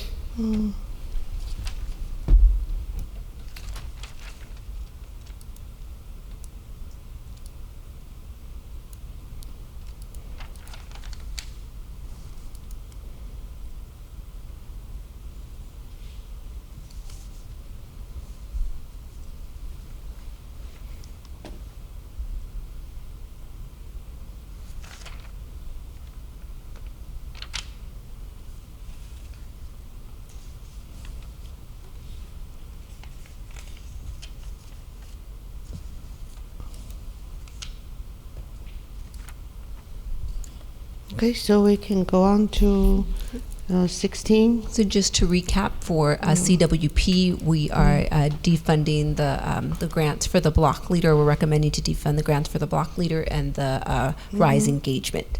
Those are the 2 that are being recommended for CWP projects. Moving on to ongoing cost. So do you want us to have a straw vote on this? Yeah, if everyone's in agreement, then we can kind of move on to the next one. Oh, no. So I would hope to retain the block leader program. I know it hasn't been, I hope, yeah, I think I had second thought. Council member 1 had proposed a work program. I done that. I didn't support that at the time because that has been on the work program the last 2 years, but I kind of feel there hasn't been a lot of improvement. Although, but then I hope to pay more attention this year on how it's implemented. Maybe together we can hopefully make some progress. I'm not objecting to the cuts there, but if you want to support it, that's fine too. Yeah, I hope to improve the coverage of our neighborhood watch block leader program, and maybe consider like fire safe community to improve fire safety also as part of that program. I'm happy to support that. Yeah. Okay. My only thing I would like to defund here is item number 12, which is the active transportation plan. It's been set up in a way that has not taken a lot of input from non-bicyclists and other folks. And so that would be my recommendation on this one. We've seen a lot of letters from folks that are writing about that. I think there's a lot of concerns. It's about the input process. It's not that we don't want safety. It's just we're concerned as to how that input process is set up, and the fact that the funds are coming from one lobby. The decisions are coming from special interest groups, and it's completely run by a special interest group. It's completely inputted by a special interest group. We don't have input from the rest of the city, and it's very lopsided in the policy. That is the concern. So. We do already have a Vision Zero plan and a road safety plan, but for ATP, I'm torn about that because of the grant funding, which is something the Vice Mayor mentioned. We need to have a grant application policy, and Sunnyvale actually has a policy. A grant of a certain amount have to come to the council before application, because it commits the council. A lot of times the grant opportunity drive council priority. It should be the other way around. So I got a copy of their grant policy that I am planning to introduce maybe a study session on that at some time. If I may just make a follow-up on the defunding request for the ATP, as I understand it, the project is almost completed. So we've spent, although you see the funds showing here as encumbered, that a bulk of the funds have been spent. If it were to be defunded and not completed, that we would have to return those grant funds. Yeah, that is exactly the scenario we're trying to avoid in the future, is getting grants for things we necessarily don't. Correct. I just wanted to make sure that council was aware.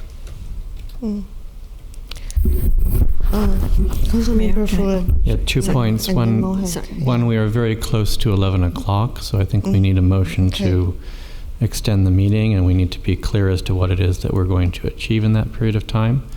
We otherwise would have to end the meeting at 11:30 and reviewing the council procedures manual. As to the last contention that was made, I would simply point out that the ATP was part of the city work program for some time, and it's perfectly appropriate that staff would go and try to get grant funding for it. No, I think the staff got the grant funding before the council adopted that as work program last year. It was not done in the proper order.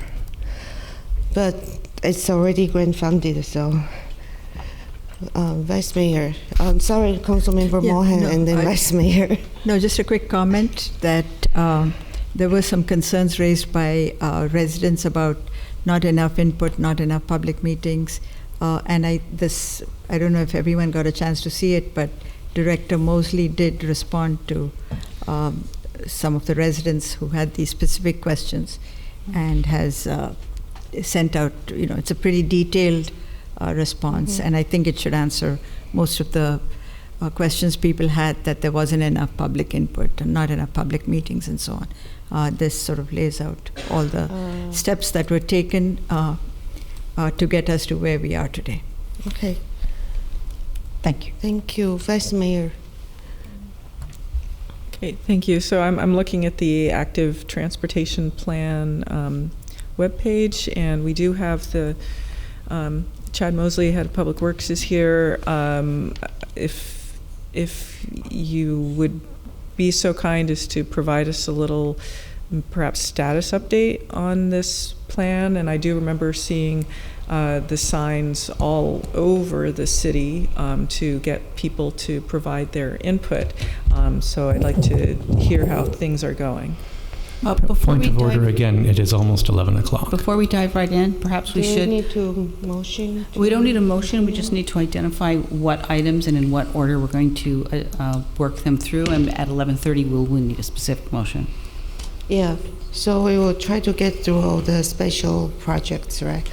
How many sets of them we should be looking at?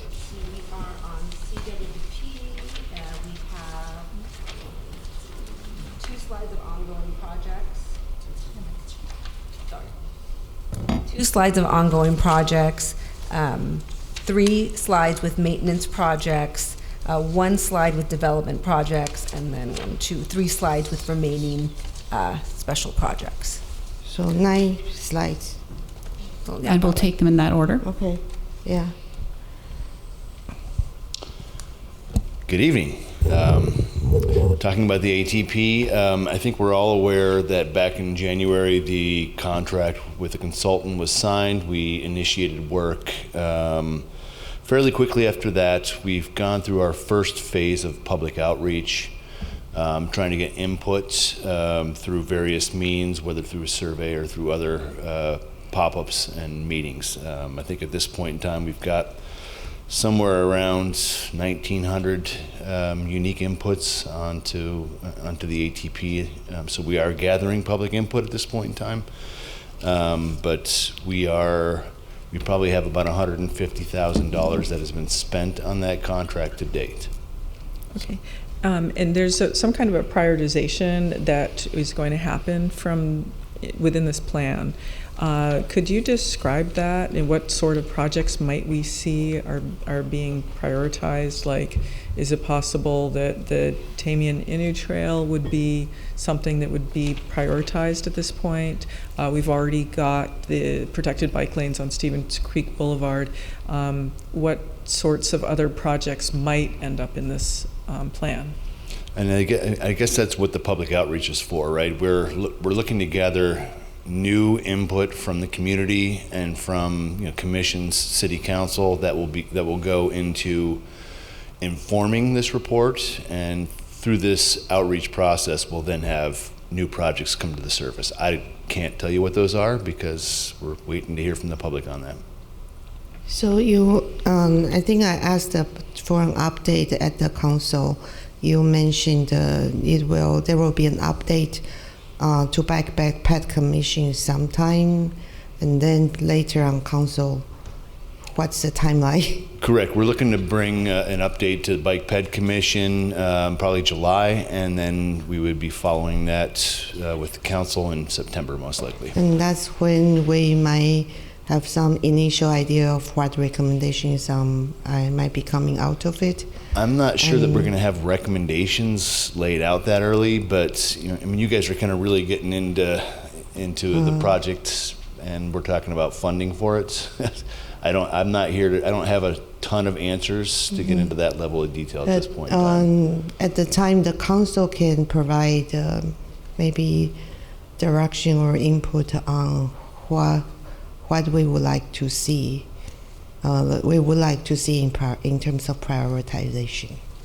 Yeah, I'm sure. Like, yeah. Okay. I apologize. We were supposed to have a motion at 11 o'clock, so perhaps we should do that now to extend the meeting till 11:30. So, let's I'll make the motion to extend it to 11:30. Moore, second. Okay.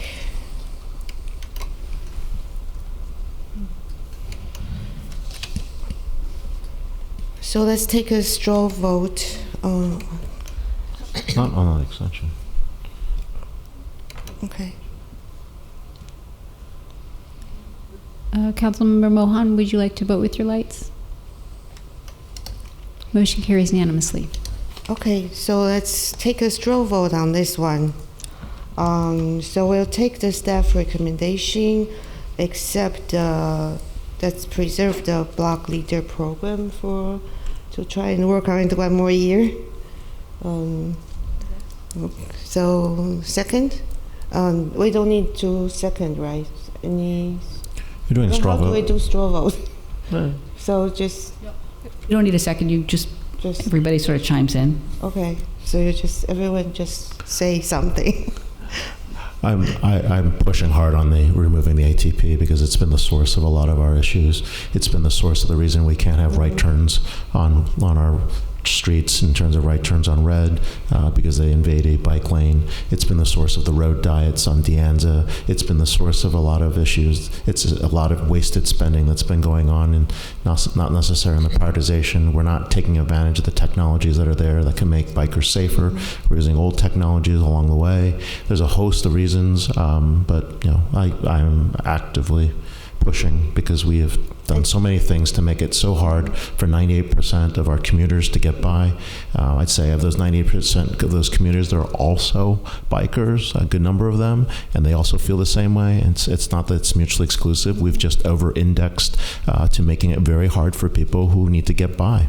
And I'm very passionate on this issue. Mm-hmm. Okay, Councilmember Mohan, you want to weigh in? No, I want to fund the ATP. Block leader program.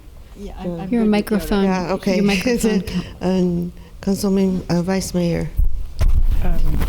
So with regards to the block leader program, what number is that? I think Number it's, 5, I number believe. 5, yeah. Which was it? Number 5, AI. We are looking at AI, number 5. It's $10,000. Okay. $300 spent so far. Yeah. Okay, I'm fine with that. One of the things with regards to the active transportation plan is that it's compiling and combining like 3 plans that we have out there, and there'll be a new prioritization list. I like the idea of that because the old bike plan was from 2016, and a number of pathways have been built. We didn't have Regnart Creek Trail at that time. McClellan has the protected bike lanes, and there'll be protected bike lanes on Stevens Creek Boulevard. One thing I'm concerned about is kind of unintended consequences of the reordering of things, if that's going to happen. And then are we going to see grant funding then be requested? And for instance, if someone was advocating for having a grade separated lanes on grade separated transit on De Anza Boulevard, which is pretty heavily traveled, and they put that into the active transportation plan, are we then going to be expecting that staff's going to go out and pursue grant funding for that? Or, where does the council get to weigh in and say there's not enough traffic, there's no prediction of traffic in the future, just giving a hypothetical? Yeah, I think the situation here is council will provide input. You're going to have a number of touches on the ATP over the next year or so. And if you don't believe the hypothetical grade separated transit on De Anza is a good idea, you'll have plenty of opportunities to provide that input along the way. Okay, and the other concern is that like with the Carmen Road Bridge, it's how because money was already expended towards a study, that project still kind of exists, and while it's not being funded for being built at this time, the project doesn't go away. So that's the kind of the unintended consequence I'm concerned of with this plan. Is looking at the plan in any ways kind of twisting our arms so that we have to then have whatever comes out as number 1 on the list is that we have to do that particular project. Yeah, these plans don't create a requirement to complete the projects. What they do is it provides a plan for us as we move into the future. If we want to pursue these types of projects, this is how they've been prioritized. Staff will go apply for grants that may be on that list, but we don't tie the city to those. City council accepts those grants, or they can deny those grants, which would effectively kill that application for that project. I mean, you say we have a list that is prioritized by city council and the community, and we try to provide those projects at a cost-effective manner. How do we do this without impacting the city funds? And I did want to kind of clarify, the ATP was funded by a TDA 3 grant, which was acquired after the city work plan item was approved by City Council. Yeah, but then the grant, the council did not, that grant could be applied to other projects too. Understood, but Yeah. the council approved the ATP, and we And looked to now find we are funding for that. we are tied because of that, so that's very unfortunate. But I think I don't want to defund ATP now, but I do want to take this chance to make sure that the council is directing the city policy, not any special interest group or consultants that's hired by the city. So I would like to take the chance in September that if we, as a community, I think we can, all active transportation plan is meant to share the road, all modes of community transportation. So if we would like to make sure that vehicle traffic is not impact too drastically, we can then set policy on when we would like the right, maybe we don't want the right lane turn to be taken away. So, but then we do, there are other ways to share the road more safely. So we can give that direction, right, as part of that plan. Correct. So we can look at different ways to, maybe different ways to implement the separator, not concrete, because all other cities don't use that. But I have seen other smarter separator that's more visible at night, that's safer. So we can look at that option and then give council direction. That way we would have more clear direction on these projects. So that's what I'm not hoping to defund, but I do want to have more council checking. So, yeah. My only comment is so that's wishful. Yeah. Okay, so 11:11. Councilmember Fruin, you want to chime in? I'm perfectly fine with, continuing to experiment with the amount of money that we're giving for the block leader program. Yeah. That seems like something worthwhile trying to make work. And if it doesn't, then it doesn't.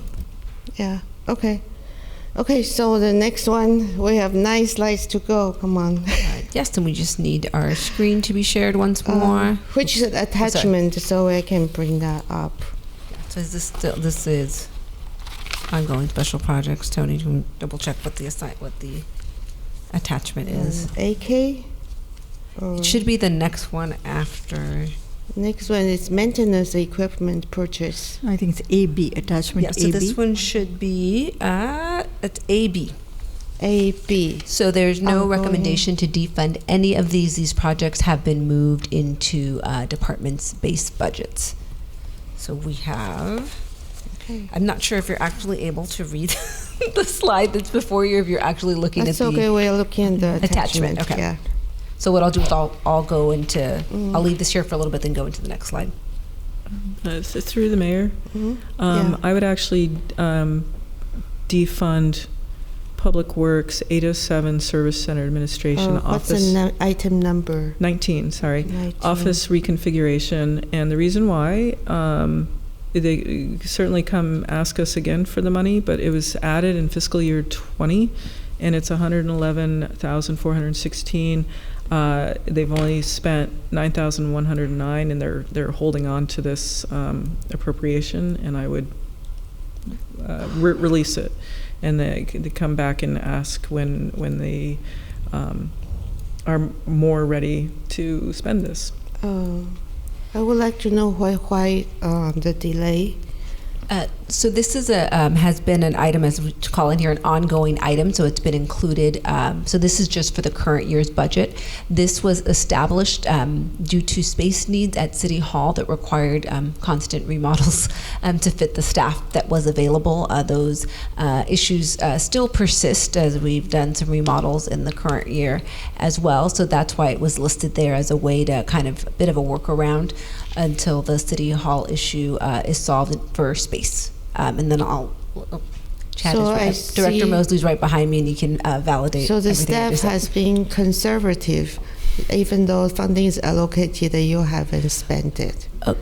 Correct. So this is a project, because of the category that it's in, has been a special project that's really an ongoing cost. And so this, under the new policy, would be removed. But again, we're bringing it to council so you have a holistic view of all the special projects that existed before the policy went into place.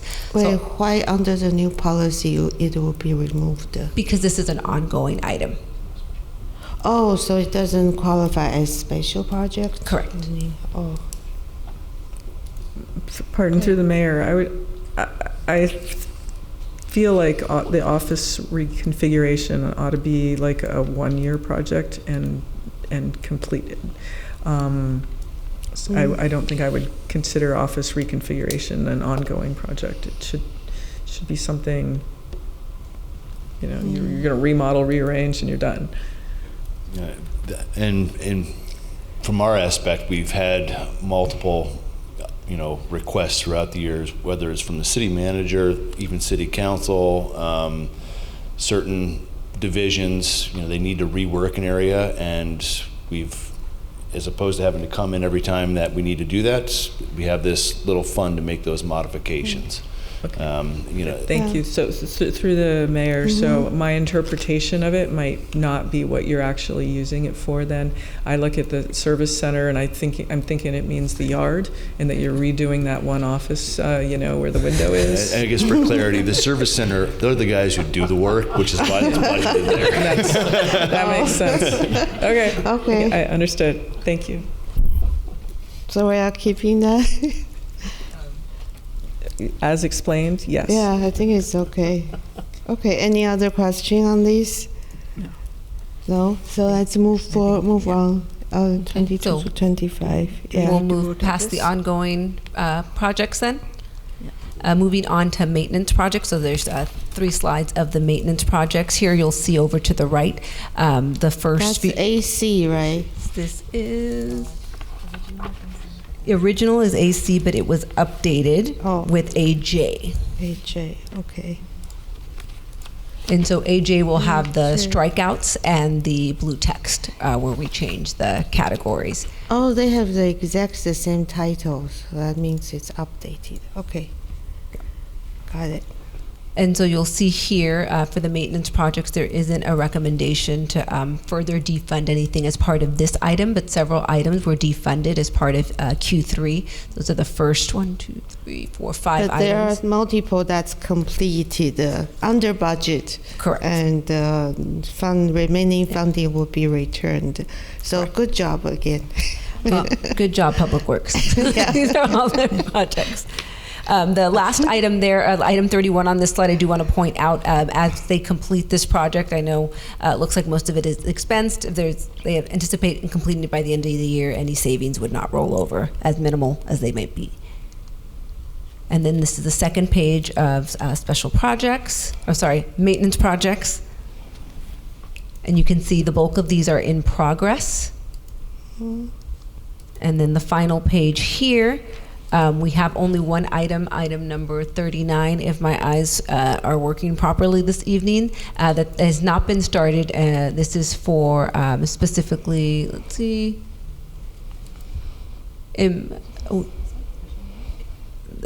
this one.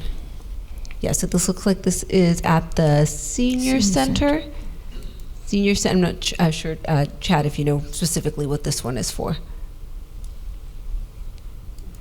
But other than that, you have one in progress and the other are completed. Just a question on item 31, the street lighting. So that used to be a CIP project, right? And now it's not CIP, so it's now it's special project? Is that the same or different? I believe these are 2 different. Actually, they are 2 different projects because CIPs do not appear on this list, and it would not be. This project is in the general fund. I thought there was a CIP project with annual funding for street light replacement. Oh, correct. But I believe this is not that same project. Then what's the difference? I'm hoping Chad can explain the difference to us. This is maintenance. Yes. Yeah. There it is. Okay. This is for our pole replacement project, where we have the CIP, which is for infill. That would be for new poles that are being requested. We maintain something like around 24 to 2,500 poles in the city. Many of these poles are 30, 40, 50, and sometimes even 60 years old. Oh. They need to be replaced. So we have a process where we're going in and trying to replace some of these poles annually to bring the longevity of these poles back. So it's a street light replacement, and it will be completed this at the year end. Yes, it's almost complete. But you say it's every year you replace them, so Yeah, and it's ongoing. I believe this one's for the fluted poles. These are the 50, the poles that were kind of in the southern part of the city that were 50 years old. A lot of the bottoms had been rusted out, and I think this is the last year of the fluted pole replacements. We have a number of other poles, and we kind of put together a project every year to figure out what we can do to replace a certain number of them. So that's within your base budget. You have an annual street pole replacement. Correct. Yes. And this is in addition to that because those poles were special. That is special correct. kind. That is correct. Okay. So let's move on. Oh, I'm sorry, Councilmember Mohan, you wanted. Oh, okay. Vice Mayor. I'm sorry, I jumped ahead into special projects. I do have a question. Because you asked for the block leader funding, I believe. When you jump all the way to item 72, neighborhood engagement. Attachment? It's up in special projects, item 72. Yeah, I'm concerned because it says in the notes, like the city secured for block leader enhancement, $200,000 for staff cost reimbursement. And I'm wondering if we already have something that's covering what you're thinking about with block leader or not. Vice Mayor, I will double check this, but my understanding of this one is a grant that the city received, and it was very specific to what we could use it for, which included some of the staff cost reimbursements that city could use. But the $10,000 block leader grant we were talking about is a city grant that we were giving for block parties. For parties, okay. Oh, yeah, so it does say grant, and the city secured for block leader enhancement, $200,000 plus for staff cost reimbursement, and got an extension in September 2024. Okay. Any other questions? Maybe I think that wraps up maintenance projects, right? So development projects are listed on this slide on its own, and development projects are attachment AD.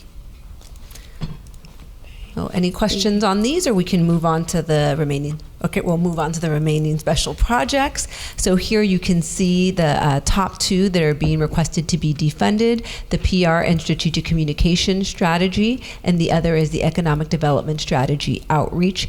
Both of those are being recommended to be defunded. The remaining items on remaining special projects there are no recommendations to defund any of the remaining projects, as most of them are either in progress or completed, with the exception of number, I can't make out that number, it's right in the middle of the page, for the economic development, and that's related to an attachment is this? This is AD. Sorry, no, just kidding. Different one. This is AE. 52. Hold on. This is remaining special projects. AE. Yeah, I believe it's AE is the attachment for remaining special. 51. Okay. Or sorry, So- AK. We renamed that attachment. I just realized. I believe it's AK, special projects as defined in the City Council special project policy. These are the Okay. remaining. Okay. We have 6 minutes.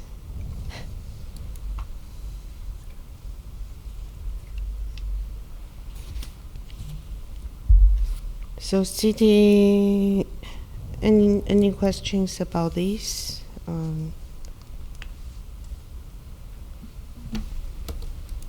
Through the mayor, I don't have any questions about this, but so next year, our expectation would be that this list is going to be a lot smaller because a lot of things are moving to base. That's correct. Okay, great. Thank you. Actually, how do we find out what are all the things that's in the base budget? Because the budget really doesn't show them. It just shows here is a total for the department, or here is a total for the program. So how is there a way to get a list of We don't things that currently turn- show the base budget as an internal document, so it's not something that we show. We are looking to redo our base as part of our ERP, likely the year after ERP implementation. The base was developed, I want to say 5 years ago now, with department staff looking at what their actuals had been in prior years, where they broke out each expense. But to your question, it's not anything that's publicly available. It's a working document that's part of our budget prep. Okay, do we need a motion for, this is the last one, right? So the red will probably not make sense anymore because I believe you may be making some adjustments here, but the recommendations before council this evening. Number 6 is provide direction on any remaining past and current city work program currently budgeted and fiscal year 24-25 special projects. The second was to approve a resolution, but I think we may need to update those numbers based on council direction this evening. Through the mayor, you only had one change, the $10,000. Was that correct? Out of that whole list? And it was 9,700 that was remaining in there, so I think we wanted to add that one back. I believe that was the only change. Okay, so I think it was to add 10,000 back for the entire year. Yeah, if you want to add 10,000, then that number would be 2,067,100. 300 was spent this year. This year. So But you want the full program for the next year. either way is fine. Okay. 10,000 is easier. Through the mayor, I move the recommended action for item 6 and item 7 with the adjustment to the block leader program as stated. 10,000, okay. And do I have a second? Second. Second. Okay, for one. Okay. So I just have a question. So these are items 6 and 7 of the staff recommendation, and then so there was an amendment to the budget modification to reduce expenditures by 257,100, as noted in the presentation, and to defund 2 special projects instead of 3. Correct. I think they were just updating that resolution. Yes. So it's the amended resolution is what's being adopted. Yes. Okay. That's correct. And the amended resolution is not this one specifically, 257,100. There's a little change there because the council just made a little bit of a change to that. should it be 247,100. And if it's exactly $10,000, Yeah, I believe we added 10,000 back, so it would be 267. Yeah. Oh, sorry, that's to reduce. You're correct. To It reduce. is 247. Yeah. 247, okay. And then would it be to defund 2 projects? 2 special projects, so it would be defund 1 special project. No, sorry. The block leader is in the work program, right? So defund 1 special project and 2 city work program items. As amended. Okay. And seconded. Who was my seconder? I think from some. Okay. JR? Okay. JR. Yeah. Do you accept that? Okay. Thank you. Let's vote.